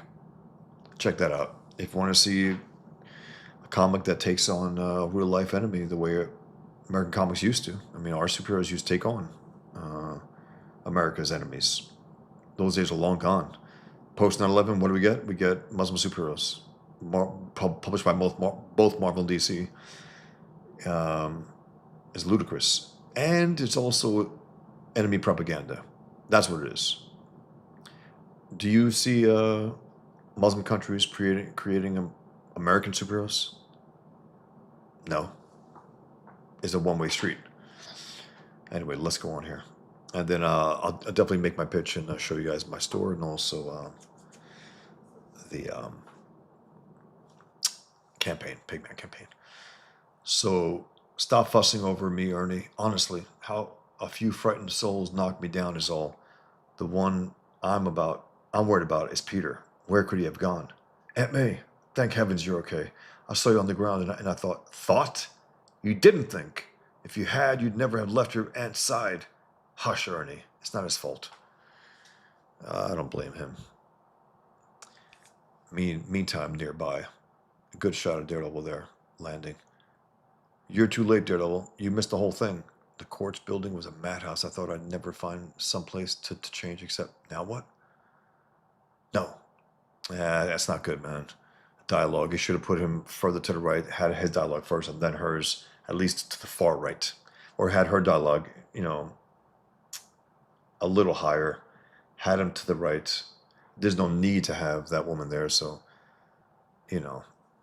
this balloon could have been maybe here and then his there, because I read that first. You got him coming in, him on the move, and they have a dialogue right there, so that's a more natural place for it. But unfortunately, you got that first and then that. You don't want to go there and there. You want to go left to right, but also high. Anyway, the courts building was a madhouse. I thought I'd never find some place to change, except now what? No. Spider-Man must have tried to stop him and failed, but at least he was here to try. I was too busy protecting my precious identity. So while I was looking for an empty room to change him, Sin Eater got clean away.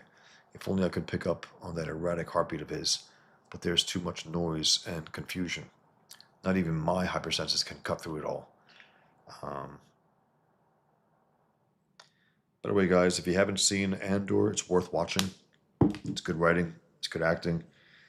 You can smell some bullshit from the writers. You can smell some stuff, some words that they use in there, genocide. And I'm not sure if they mean what they mean. I think they mean something else, if you know what I mean.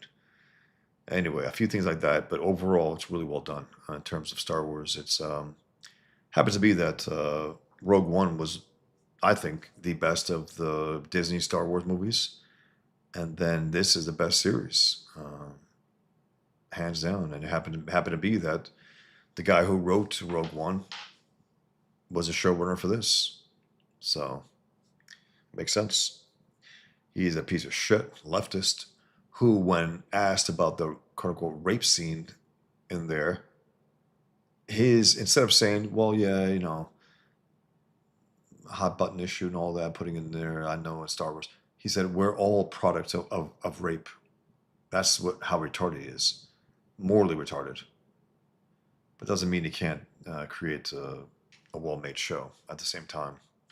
Like even Peter David, I heard him say some stupid stuff, if I remember, over the years politically, and like, okay, he's an idiot. He's a good writer, And you also had that debate with Todd McFarlane, if you guys remember. I think they were going at it online at first, or online, maybe not online, actually. I think maybe it was some of the give and take in the columns, I think. period he was writing in his column, and then maybe Tom Farron got a chance to write something else, uh, trashing him and so on. Then they had a debate. I think the debate was over writing and drawing and comics, and I think I I don't want to assume too much. I think the idea was that, you know, they're both wrong in the sense where he's a writer, he's an artist. It's it's the same. It's part of the entire thing. It's not either or. You need good writing, you need good drawing, both. And some like to lean, well, the drawing's more important. Bullshit. The story, and the story includes the storytelling, the visual storytelling. It's all of one piece. That's why I think the best of the best write and draw their own art. You know, from Eisner to Miller to Walt Simonson to others to Byrne. Um, I think they produce, and again, there are exceptions. You know, Watchmen, Daredevil, Born Again, Batman Year One, and so on. But Dark Knight Returns, you know, that's a one man show. Even though they try to, it's so weird. When there was a writer and the artist, sometimes they got the top billing, right? On even on the front cover. But when you have Frank Miller who writes and draws, it's like by Frank Miller, Klaus Janson, and Lynn Varley. It's like, no, man, I don't think they.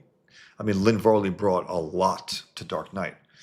At the same time, it was a one man show. He did the bulk of the work. Frank Miller, I think he deserved more than that, more than just to have to share building with them. That's just my personal thought. Um, it's like 300 by Frank Miller and Lynn Varley. Frank Miller wrote, penciled, inked, and lettered it. You know, there's a big difference in that and just someone who comes in and colors it. And no offense to colorists, I color my own art. I just don't think it's like it's this thing that's separate from it. It's all of one piece, all of one piece. So I think if I remember correctly, the argument was that art is more important and writing is more important. They're both wrong. They're both wrong. It is of one piece. It's a storytelling. In the end, it's all about all about the storytelling. The words are part of the story. The drawings are part of the story. Everything about it. And then they separate the plot, the dialogue. It's all. The color can enhance a story, and so on. So, um, yeah, okay. That's right, Marcus. Yeah, David was a leftist. He was saying Bush was a Nazi way before Trump. Ugh, just stupid shit. But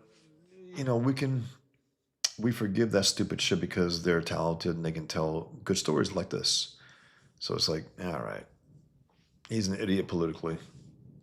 But there was a time where people can be idiot politically, but now they're shoving their shit in their comics, and I don't see any of that here. Not in this story. I don't see that. Um, Cop shot $10,000 reward offered by Daily Bugle. That's a nice little touch there to show that JJ and Robertson want to get that killer. I like that. So here we go. Sin Eater got away clean. If only I could pick up on that erratic heartbeat of his, but there's too much noise and confusion. Not even my hypersenses can cut through it all. This is one time I'd kill to be sighted. I don't know what Sin Eater looks like. At the same time, Daredevil has been known to, lock into someone's cough from blocks and blocks and blocks away. So I don't think that quite worked. I think David should have done a little more research for Daredevil. He could be a block away, watch me, and I wouldn't even know. Yes. Marcus, that was the intent, but he didn't end up inking much of it, but he did ink up pages because I have the artist edition, and they have the pages that Miller inked and that Janson inked, but that were published Miller's ink. So it was only a handful of them. He wasn't pleased with it. I think he was looking to really, after Ronin, I think he felt he transcended mainstream stuff. He didn't, but I think he felt that. So he didn't want to go to the old, what worked idea with Klaus Janson. Klaus Janson was a great inker, though. He is a great inker. and it worked. His inking in Dark Knight worked. His inking over Frank Miller worked. I think Miller got a little too, I don't know, his inking in Ronin. He was doing a lot of stuff. He was doing a lot of line work, a lot of cross hatching and all that stuff. And some of it worked, some of it didn't. But I have that art edition, Marcus, and I love seeing it because some of the Miller's inked pages sometimes work over Jansen's, and it's strange because it's not great inking. It's very brittle, very razor-like he used like he dipped a razor into it and just inked. But the best thing about having that book is I would love to go through it with you guys one day. I just gotta figure out the best way to get this whole area like to set up really nice. I just gotta figure that out. But the best thing about that book is they have these what do you call the sheets? Like trace paper, vellum sheets, right? Where they have either Frank Miller's inks or Klaus Janson inks, and you can see right over the page, one or the other. It's so cool. So Miller did intend to, and then you can see panels sporadically that he clearly inked, and then and they did choose some of Miller's inks over Klaus Janson that he had already inked, but it wasn't much more than a handful of those. Art says, I agree. I've given up on stories with good art and terrible writing. Good stories and mediocre art. One can't fully carry the other. It all affects the storytelling. 100%. It has to be of one piece. Either it's too quality as hell, writer and artist, or one person. It doesn't make sense. And again, I think that's what the argument was about. I think. And of course, Peter David being a wordsmith, he had a little edge on McFarlane, who was out there and shirtless and making an ass of himself, really. But I think he was trying to sell the idea that it's about art. It's like, that's just so stupid. It really is stupid. It's like, this is a storytelling medium. If it's just art, to hell with the words, and make some pinup, comics. If that's all it is, it's really stupid. And again, the artist is as responsible for telling a story as the writer as well. The way Rich Buckler is doing this is really good. He's telling the story in visual form. It's not exactly probably, panel for panel. Okay, I want this guy looking that way. No. He says there's in the office here, at the police station, whatever, this and that. It doesn't make sense to me that, again, it's a storytelling medium, whether it's the words or the drawings. Both have to be tip-top. I mean, both have to be. And if one is not as good as the other, that's when shit comics come out. And that's the bulk of them. It's unfortunate, but that's the bulk of art, in general. Good night, Peanut Gallery. Take care. Marcus Kelligoo, this story was before Mayor Giuliani in New York City. It was a rough place, not that much better than today. Yeah, you could tell that by the commentary about the subways and stuff and how violent it was and how violent the streets were. Absolutely, art to bring back stop and frisk. Unbelievable. They thought it was racist. Like, it's so stupid. Wingazing is, to be fair, that is pretty much what McFarlane comics were, pinup comics. Yeah, I mean, he did, he was not that concerned. Especially when he started writing his comics, writing them, that Spider-Man series was bad, man. I mean, really bad. Just him trying to, I want to draw Wolverine, I want to draw the Wendigo, I want to draw this and that. Yeah, I get it. And he thought he was being clever by the opening lines for that first story with the lizard. Pretty bad, man. Richard Luciano. Peter David also had a beef with Eric Larson that seemed to start in the Revenge of the Sinister Six Spider-Man and carried over into jabs within Savage Dragon Hulk. Huh. Funny. I like that personally. I like when people have beefs and they don't give a shit. They just go out there. I like it. It's healthy for competition, especially in sports. You don't want to pal around way too much. I mean, the NBA, it's destroyed itself by everybody's buddies with everyone. It's pathetic. At least right now in the playoffs, he has a little edge to it right now. And now with Michael Jordan coming back as a commentator next year, with LeBron almost on his way out, I can't wait till that fucker leaves. He's like the most unlikable superstar ever. A piece of shit, a flopper, easy rings guy, stacking teams. And when he doesn't stack, he's like a bully. When he can't, bully you, then he starts to act like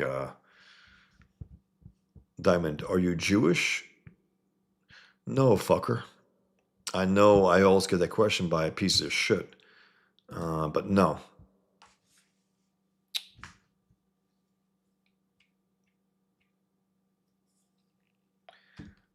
Disgusting rats. Fucking rats.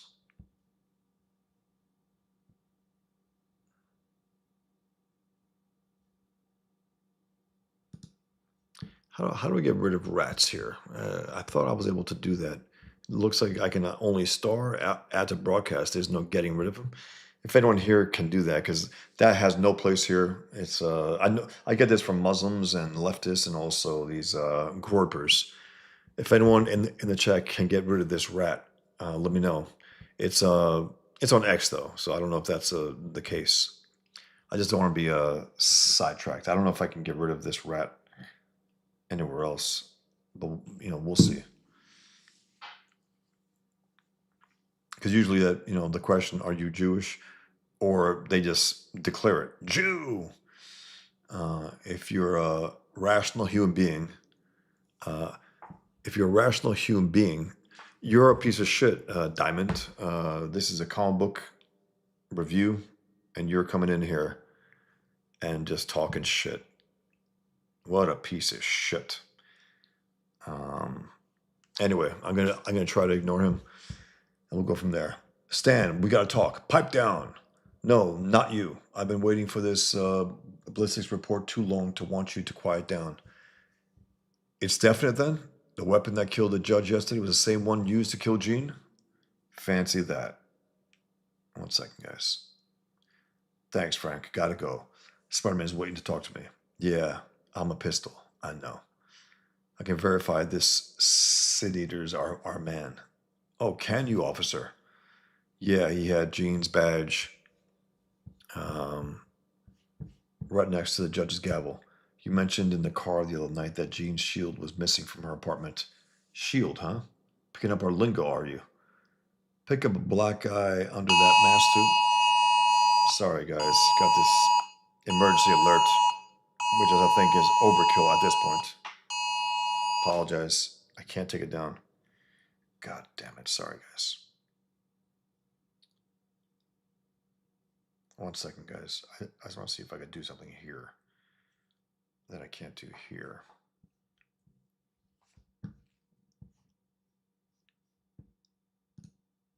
Actually, let me get on screen. I have to take care of something while I'm on here, guys. Give me 1 second.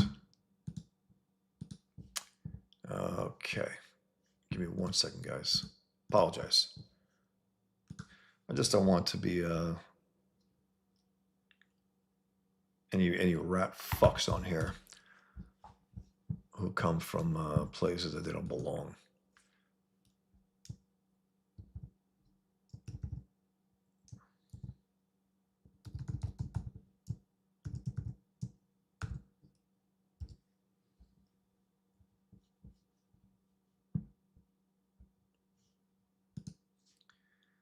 One second, guys. Apologize.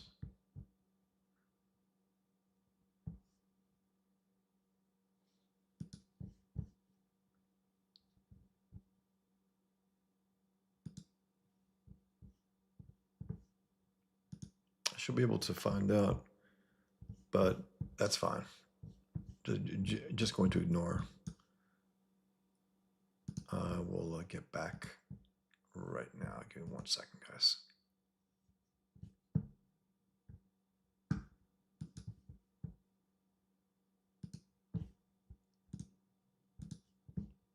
Okay.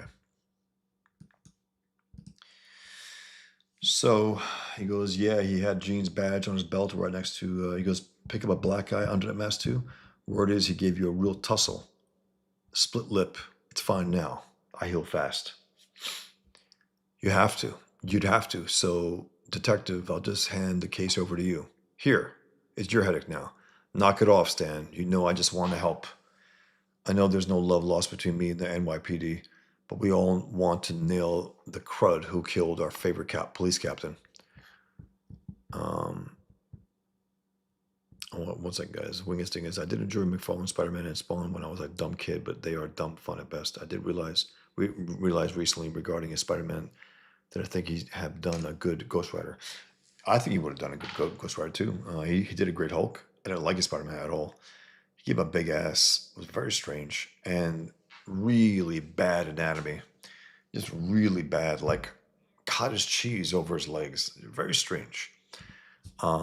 Flat face, big head, creepy looking. Not a good Spider-Man artist. He's overpraised for it. I think he's overrated big time as a Spider-Man artist. Big time. I know some of the Kings like him and stuff, and that's their guy, but nah. Art says, I'm not a mod on X or know how that works. Usually I get called a Zionist that at least try to hide it. Yeah, this piece of shit is a Muslim who said, may Allah bless us all. Ugh. Anyway. I found you. You're blocked, piece of shit.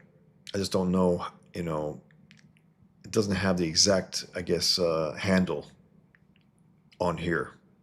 I should be able to knock it off from here, though. I really should be. Such a pain in the ass. Annoying fucks.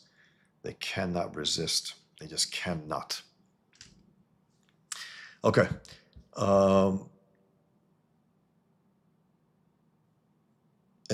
besides, you feel like a schmuck because he got away from you. Yeah, he's killed 2 people, and when I had a chance to stop him, I blew it. If he kills someone else, it'll be my fault. Stop carrying the weight of the world. You'll get stooped shoulders. Besides, doesn't trade frustrations with me. Besides, don't trade frustrations with me. Oh, that's for sure, Marcus. Liefeld, hands down, the worst. And again, this idea where, again, I will just say it, guys, those who, you never ever hear this about any other artist, ever. Why? Because they have nothing good to say about it. Even his alleged fans, right? They have nothing good to say about Liefeld's art. Nothing. There's nothing about it that is better than any artist ever. So what they say is, he has a lot of energy. It's like, yeah. Why is that? Because he put no energy in learning how to draw. That's why. So he has to go like, I get it. I can make this. He sucks. I mean, he's horrific. And he had the benefit of having decent inkers for the first few times that he did comics. And then at his worst is when he inked it himself. It's like, oh, he has no crutch now. 0. It's all him. And it's all shit. And again, this idea that, well, guys, were you able to see the comic fully? If you weren't, I'm sorry, because something happened here. I wish you were able to see the whole comic. Okay, now it looks like you can. If you didn't before, I apologize. Sorry about that.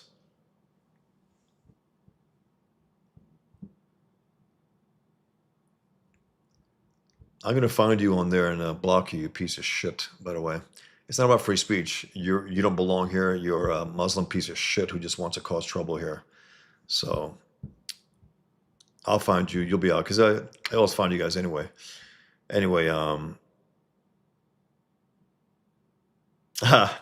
Art looks over to his new life a little bit. I don't know how you guys do it. I just don't know. And again, also one thing. He's energetic. His art has energy, and he's such a nice guy. It's like, he has to be a nice guy, guys. He has to be an extra nice. He can't be an asshole, or else no one would like him. That's why they all say he's such a nice guy. Who gives a fuck? I don't give a shit. John Byrne is a piece of shit asshole. Really rude fuck, and a great cartoonist. But he's a rude motherfucker. In his mind, I don't gotta be nice. It's like, yeah, he lives up to that idea big time. He's a bitter hack. I mean, really is. But man, those X-Men comics, that first run that he did with Terry Austin, put up against anyone ever. You know, it's like one of the greatest runs ever of all time, and he's an asshole. Um, Marcus writes, "Yep, those guys showed would-be comic artists that they didn't need to learn how to draw comics. We suffer this day." Marcus, that was a thing. That was a downfall of standards in comics. They collapsed like in one decade in the 90s, late 80s, 90s, where it's like it was an assault. It was like rap music on music, an assault of people who didn't belong there. Now, McFarlane's better than Liefeld, clearly. I mean, clearly. He cares more, you know, and he a little more impactful. His Hulk was good. I liked his Hulk. I didn't like his Spider-Man. Um, Spawn, I can care less. But he cared more, and he was a better artist, and he learned how to draw a little better. Not much. Looking at it, you know, especially now, it's tough to look at those comics. But those standards collapsed. It was two things. It was these bad artists coming in and bad editors who didn't give a fuck. Um, who was the editor? Was it Bob Harris or someone? Welcome to Marvel Comics, something like that. I think there was a video about it. It's like, what? And again, Dan Green inked one of his X-Men comics that they did. Rob Liefeld, they made it look not acceptable. It was bad, but not as bad as if he inked it himself. And then what happened is that people saw that and said, holy shit, if he can get in. That was the whole thing. They weren't inspired by him. They were like, the quote unquote inspiration was, holy shit, I'm just as bad as he is. And I probably can get in myself. Whereas if Rob Liefeld was if he was a decent guy with integrity, after he made $1 million or whatever he did off of Youngblood, he would have said, okay, enough trying to fool this audience. Let me take a year off. Let me study art. Let me learn how to draw. Let me go to art school. Let me do the figure drawing live people. Let me find out what anatomy and perspective are. Let me read some comics. Let me read the best of the best, and then come back. He didn't do that. He wrote it, and didn't give a shit. He's like, I got away with it this long. That tells you something about the lack of integrity that he has, lack of honesty as an artist. So, Art says, I still say people should look at his newer stuff. Liefeld's art improved a lot over the years. His last Marvel books and current Youngblood look great. Not at all, Art. I've seen it. Bad. I saw that was supposedly allegedly good. It's not good. It's really bad. It's the same shit with better color. Maybe better color. A more subdued color, not that nasty fluorescent type color that they had in Image Comics, the first few issues. With better color. He can have people who can cover up his shit a little better now. Wing Stinger says, Art, I totally disagree. LMAO, with every new book, he loses a piece of the punk rock kid energy that his export stuff had. He doesn't push himself like he did as a young kid. It's so bad, man. You know, even that first cover with Cable, McFarlane did that. He inked that at least. He made it look a lot better than it would have been otherwise. These are not artists. They're circus guys. I mean, they're, you know,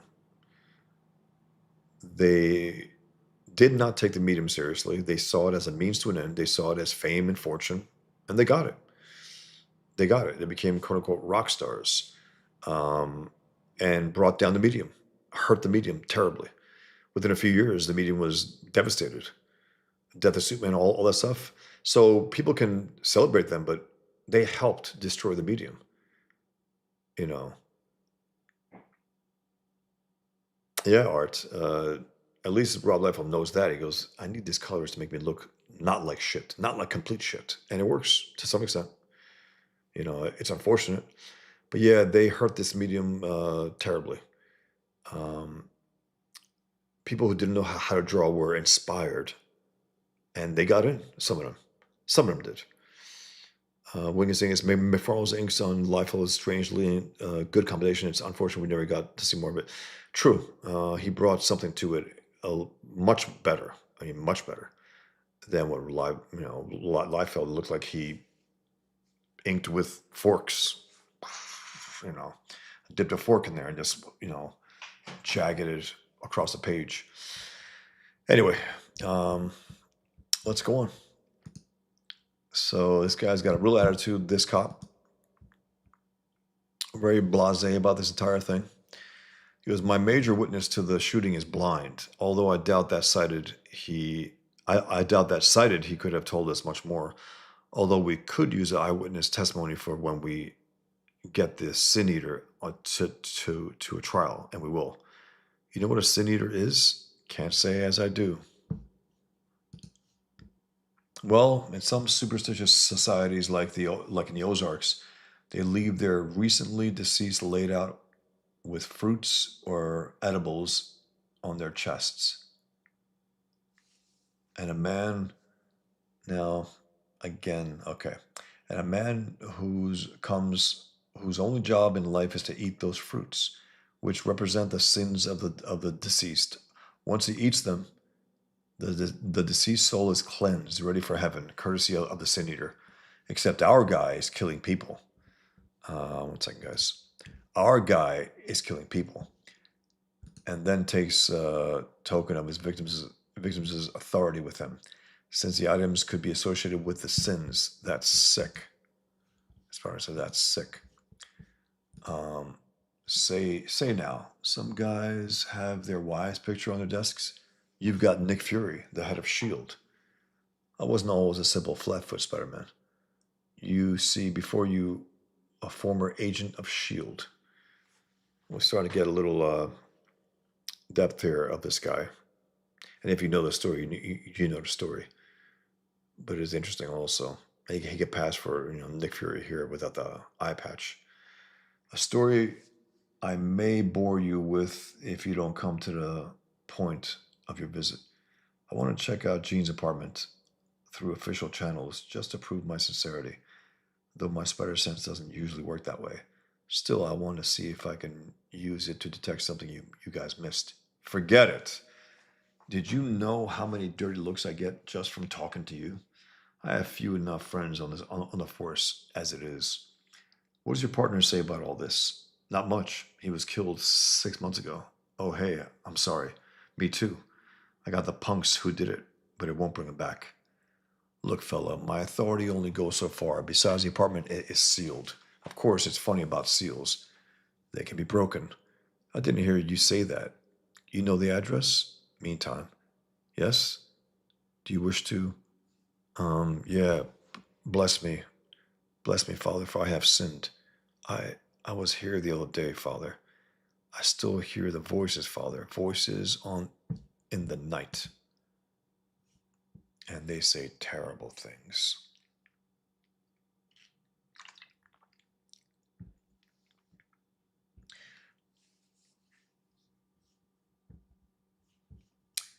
Stan Carter's a really decent guy for a cop. For a cop, that's funny. The most decent since Jean, I guess. Spider-Man has had his run-in with the cops for a long time. It's so funny. There was always something about her, as if she kept herself reined in too tight. Here's her place. Oh boy. She put up a fight. Either that or Sin Eater simply wrecked the place. Okay, Spidey sense. Tinkle. Buzz. Help me find some small clue the cops may have missed. Like Sin Eater's driver's license. Come on already. It's been 10 minutes. Give me some hint that there's something useful here. Finally. Nothing. If there's some unseen clue, it's staying unseen. I was hoping for once to get my spider sense to react to something other than danger. Give me 1 second, guys. I'll make sure. Okay, we're all on page. After all, it is a kind of ESP. Still, it was a long shot at best. I think I'll check out the dresser drawers. Wonder who this couple is. Must be Jean's folks. Here's an envelope stuffed to the brim. What is? I don't believe it. They're all of me. Every last one. I haven't seen so many clippings since that dying little boy's collection. The boy who collects Spider-Man. This one had the cat and me, but the cat's clipped out. But why? Was she doing some sort of study on me? No, she would have kept that at her office. She kept these because she liked them. But she never said anything particularly warm to me. Heck, she usually chewed me out. It can't be. She couldn't have cared for me. Why didn't she have. Why didn't she ever say anything if she felt. And maybe I would have. We could have. It can't be true. She was always so cool, so aloof. Blasted. Why did she have to be that way? That's a nice little element there added. That there could have been some romantic feelings from Jean DeWolff to Spider-Man. That's that's a great shot there too. It's very nice. That's a very good drawing there. I like it a lot. That's an interesting element just added on. There's a lot of layers here. You find out that the Stan Carter is also a Shield agent prior to that. His attitude here. You find out that she had this little collection of Spider-Man pictures, and that maybe she had a thing for him. Why? You may well ask why Jean DeWolff was taken from us in such an unhappy and untimely manner. I cannot answer that. Only our Lord knows the reasons for the hardships that plague us, and although I myself never had the privilege of meeting Captain DeWolff, I can see that she had many friends on this earth. I mourn with you, my friends, and believe with you that God has gathered her up to a happier place where she will know no violence. Ashes to ashes, dust to dust. Darling, darling, I don't you touch me. Don't you ever touch me again. It's your fault. Damn. Who went? Jean's folks. Oh. Well, nearby, it's odd. Coffins are always so small, it's hard to believe Horace is in there. Huh. The same day, while Jean DeWolff's being buried, the judge is being buried. He's not the Horace I remember. Big, robust, full of life, funny. He always said cigars would be the death of him. Who would have thought? The other funeral is breaking up too. What a cheerful. Wait, what am I picking up? The heartbeat is slower, but it's him. I know it. The Sin Eater. I let you down last time, Horace, but not again. This time, secret or no, I'll get him. Hey, Matt Bird. That panel on the right page is a reference to the Amazing Spider-Man 247, The Kid Who Collects Spider-Man. Yep, by Roger Stern. That's right. And Buckler knew enough to draw him the way that what's his name drew him there. Ron Friends and Terry Austin, because they drew him like in a real throwback way in that short story. Memorable story, but short. But which one is he? This is Matt Murdock detecting the Sin Eater here in this funeral crowd. But which one is he? Too many people to pin down. I could shout out, he's here, but how can I convince anyone? And how could I testify that I recognize a heartbeat? The DA wouldn't touch it, and nervous about being left to mind the store alone, Robbie. I'll watch out for your paper and Marla, Joni. No need to worry. Worry? With Ned and I flying down to the distributor meeting in Florida this evening, my main worry is that you'll stow away in my luggage. Now there's a thought. Yes, Miss Mercado, my time in Atlanta proves that police cannot handle the simplest of investigations. Nothing is solved unless the answer is dropped into their laps. So that's a pretty cynical, bitter. Furthermore, when the victims are black, particularly lower income, you can forget any police attention at all. Jesus Christ. There he goes again. So that's Reverend Jackson Tolliver, a friend of mine in the Atlanta PD. Herb said he was heading our way. I wonder if the Sin Eater does requests. Bad joke, Stan. Very bad joke. Laugh so you don't cry, Arnie. This is it. I can't wait any longer. I've got to do what's right. Wait. Everyone come back. The killer's here. We've got to stop before it's too late. What the hell is this? This is it. I can't wait any longer. Wait, everyone come back. The killer's here. I don't understand. I guess he got there too late. It's a strange drawing panel written scene. It doesn't quite work. If we saw him running, maybe trying to get them, that might have worked. But it looks like he's hiding behind a tree here.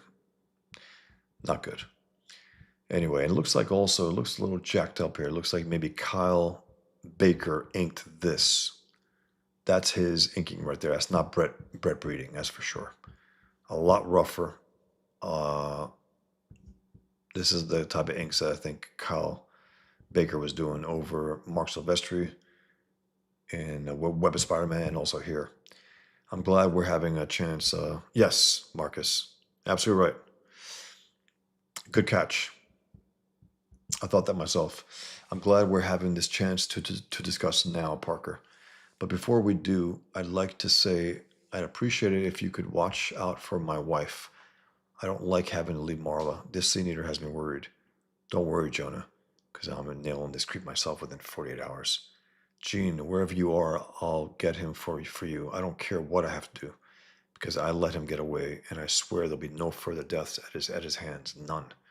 Sometime later. Yeah. Or everyone is leaving the funeral, and he's like, wait, guys, he's right here. If they had waited, they wouldn't have asked him how he knows. Yeah.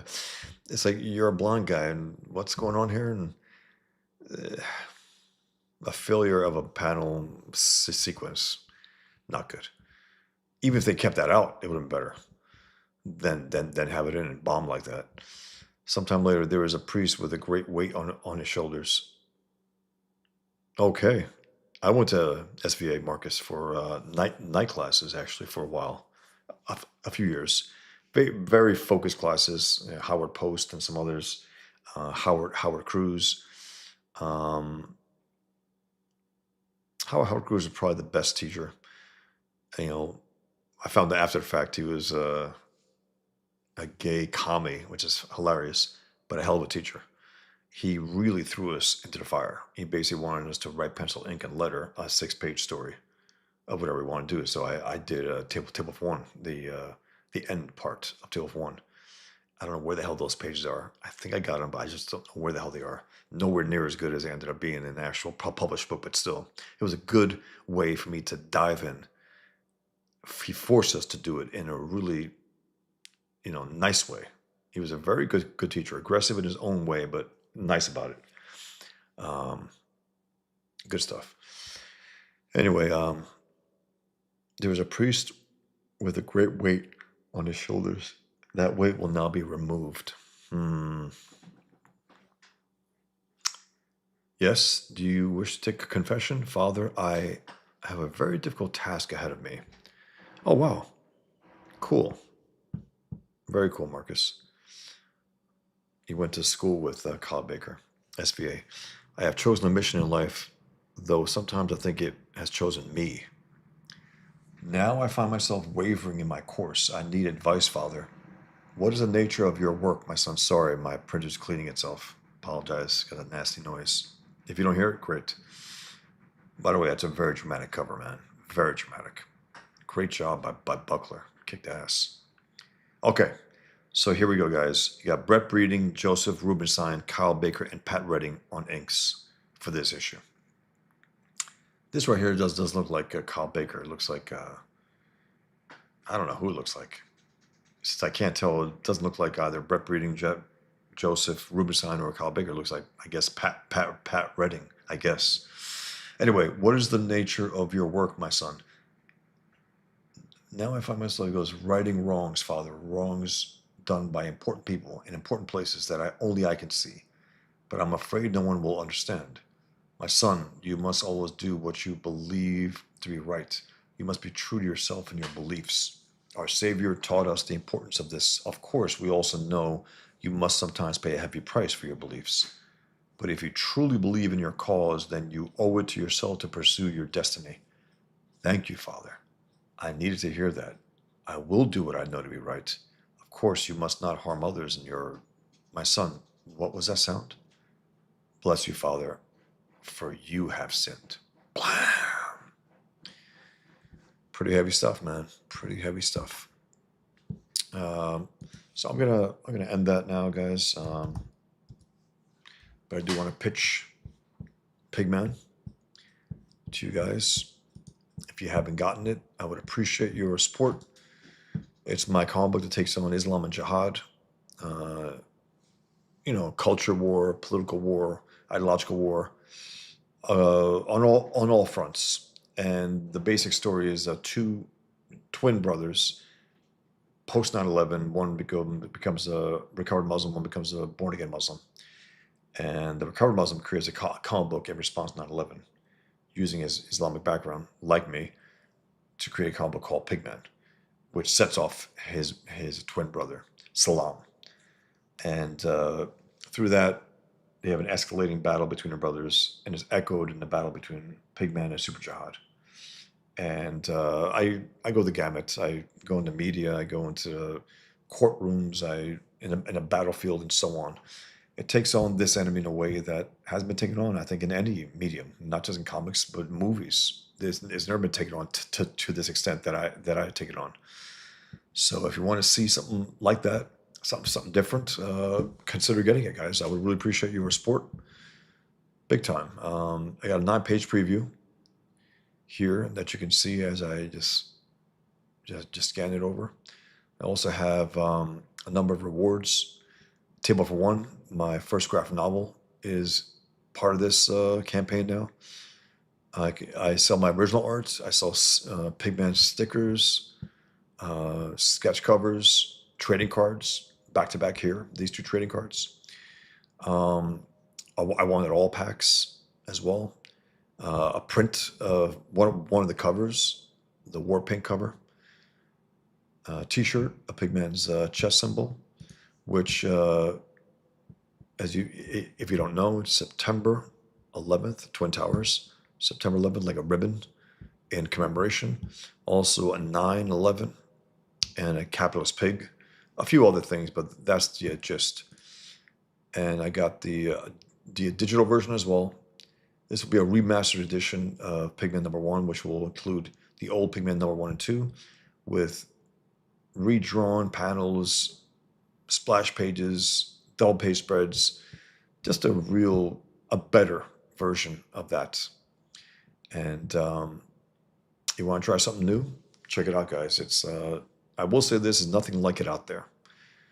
And also another, I got a really great endorsement the other day from Yellow Flash. He called it "piece of shit Pigman."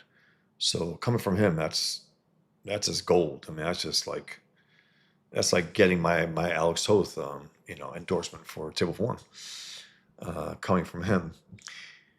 Piece of shit. Anyway, it's great to see that his comic is stuck. It hasn't met its goal. It's been out there for weeks now.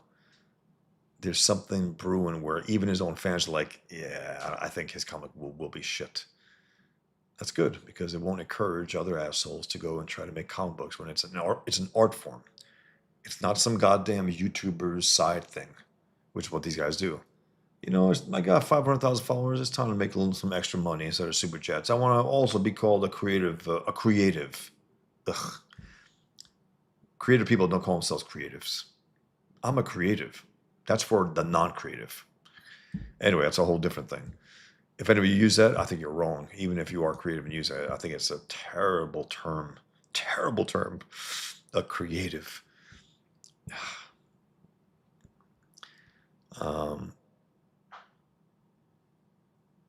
Art says, not enough people have the cojones to draw something like this. Unfortunate. You talking about Pigman art? If you are, thank you. Appreciate it. I was just called up, actually, this publication that I've done the covers for. Just asked me. They were very generous. I said, hey, do you have an ad? We just want to throw an ad on the house. I said, great. He goes, how about Table for One? I said, actually, how about if I did this? So I made an ad out of this cover, because it's a black and white ad. Awesome. Just a nice little, I love those type of things. It's just, an extra bonus out of nowhere. Really, really appreciate it. Great guy, too. great publication, The Objectivist Standard and Objectivist Magazine, which I did a number of covers for.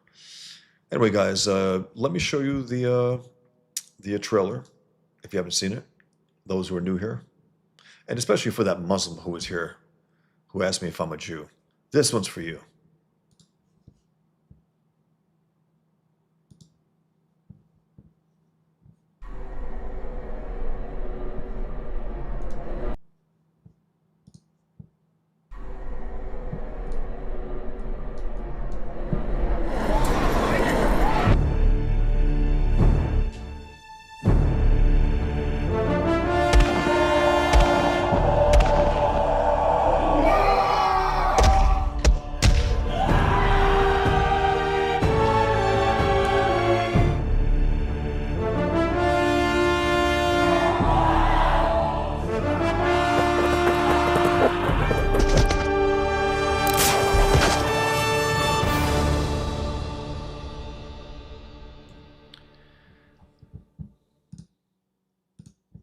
Shanth Anjeti made that great trailer, man. Appreciate the hell out of it. So damn cool. Tutorial Slave. Hey there, Bosch. We still have a month to back Pigman before shipping, correct? Yes. I'm thinking I'm going to begin to fulfill at the end of July, so I'm thinking I can at least get it till July. I can push it till July and close it out then. But I would appreciate if you guys do it, now. But we'll see. I'm gonna try to have a strong closeout. I've been able to get 283 backers, $18,376, which is great. But I definitely want more. I want to push this as far as it can go to reach its potential, and then dive into issue 2 and crowdfund that and so on until the end. I also got an offer to do something else also, which is pretty damn cool. I got a few things on the side, which is always great, always appreciated. So thanks, guys. Thanks for being here. Appreciate it, guys. I just wanted to share that. And let me show you also. Definitely check out Shan's campaign here. Pigman supporter John Malin has a great cover there too. Thanks, Art. Appreciate it. For Shan's spring ball, which looks fantastic. And I think it's still up, right, Art? I think he had a 60-day, like, what do you call that? I say like not a close, but it's like I might try to do that also. I think very, very soon. Have somewhat of a close, but then have an official one.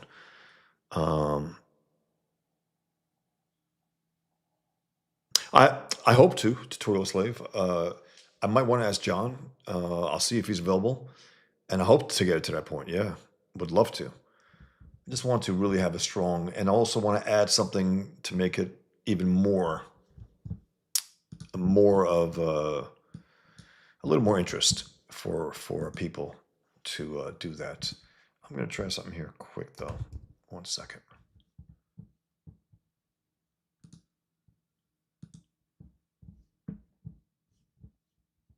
Okay.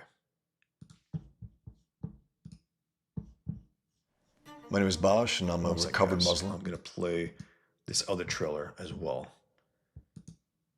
They're both great, just different. So let me play this trailer as well.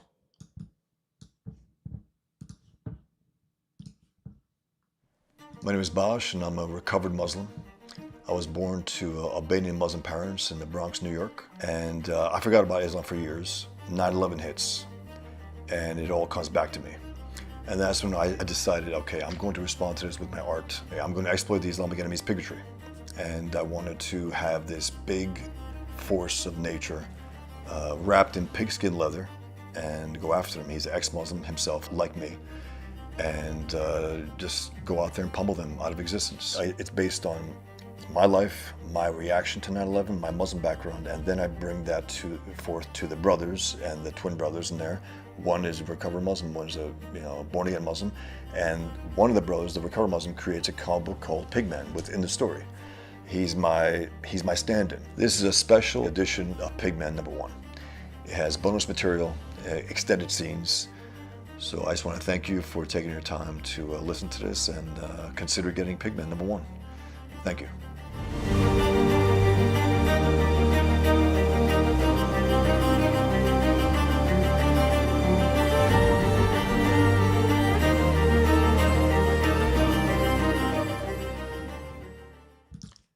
Thanks, guys. Thanks for indulging me here. Appreciate it. Oops. That's hilarious. It just says pig. Anyway, okay. So I still gotta understand that, guys. I think you mentioned it, maybe art before, and I apologize. Meaning it's done, it's being printed. I gotta figure these things out.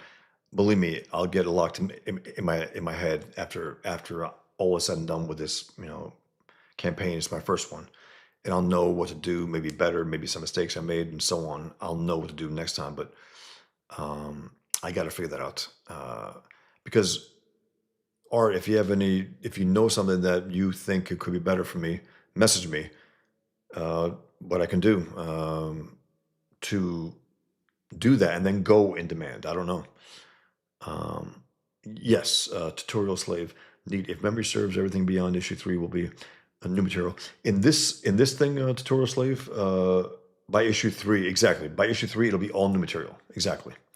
Does this amount to deleted scenes from back in the day, or have you been adding depth to the lore recently? I mean, I thought about certain things that I looked at. I was like, you know what? I could have expanded that. I could have made that a little more exciting. I could have done this and so on. And that's what I'm doing. Art says you can still back it. Some people remove certain tiers once it goes in demand. Okay. I gotta figure out this stuff. I gotta give myself the best chance to succeed here. But yeah, tutorial slave. So it'll be things that, again, just me looking at it and saying, okay, I think I could expand this. I think I can make this better. I think I can make that line better and so on.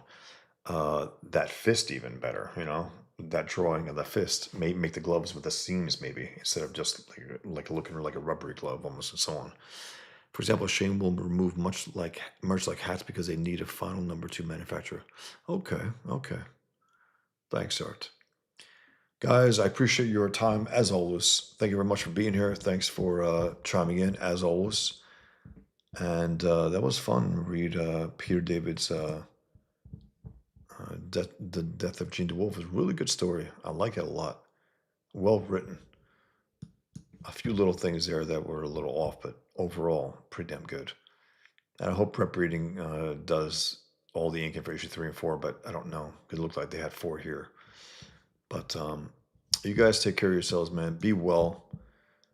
And until next time I will finish issue 3 and 4, I think, in one sitting. And then I think I will do the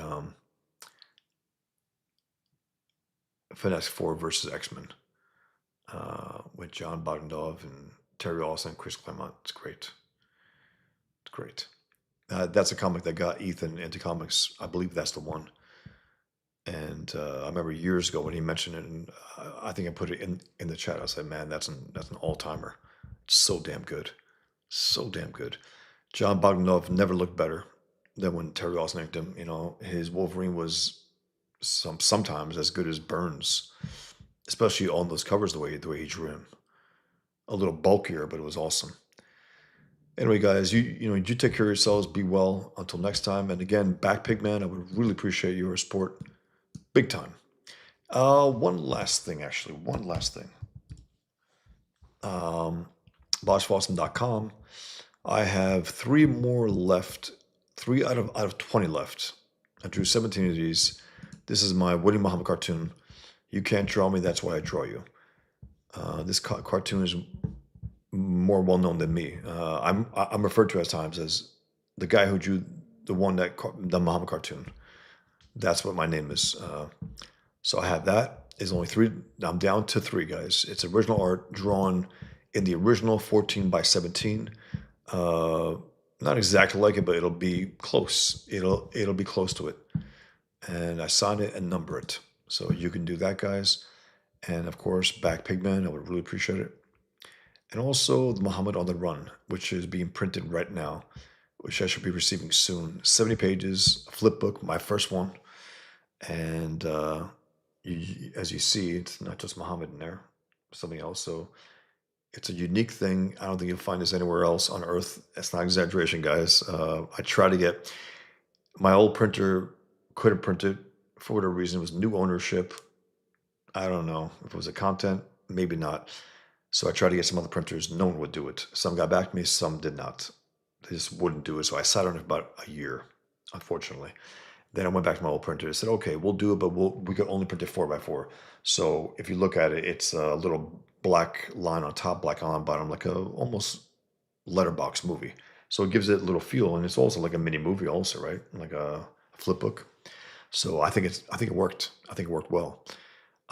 So you can order that anytime, guys. And if you want to, also you can donate to me again without the super chats. If you guys want to support me, just for outside my work, you can donate to me here on the donate button. You can just scroll down. Also have Muhammad playing cards, a lot of prints also. So I appreciate your support, guys. As always, thank you very much. Thanks for watching. Sorry, I let that piece of shit get to me. Just I can't stand that shit. These Jew hating scum, you know. Jew? Are you a Jew? That's their only question. And if you are, then you're, of course, whatever. It's unbelievable. But I hope he sat through and watched the trailers and saw this also. Saw my Muhammad cartoon. That would have been great. Any more comments, guys? Let me know. Any more thoughts before I go? Let me know, guys. Appreciate it. As always, thank you very much. We've gone over 2 hours. That's a good one. Okay, so that's that. Until next time, guys. Again, Back Pigman would really appreciate your support, big time. Guys, take care. Be well. Until next time.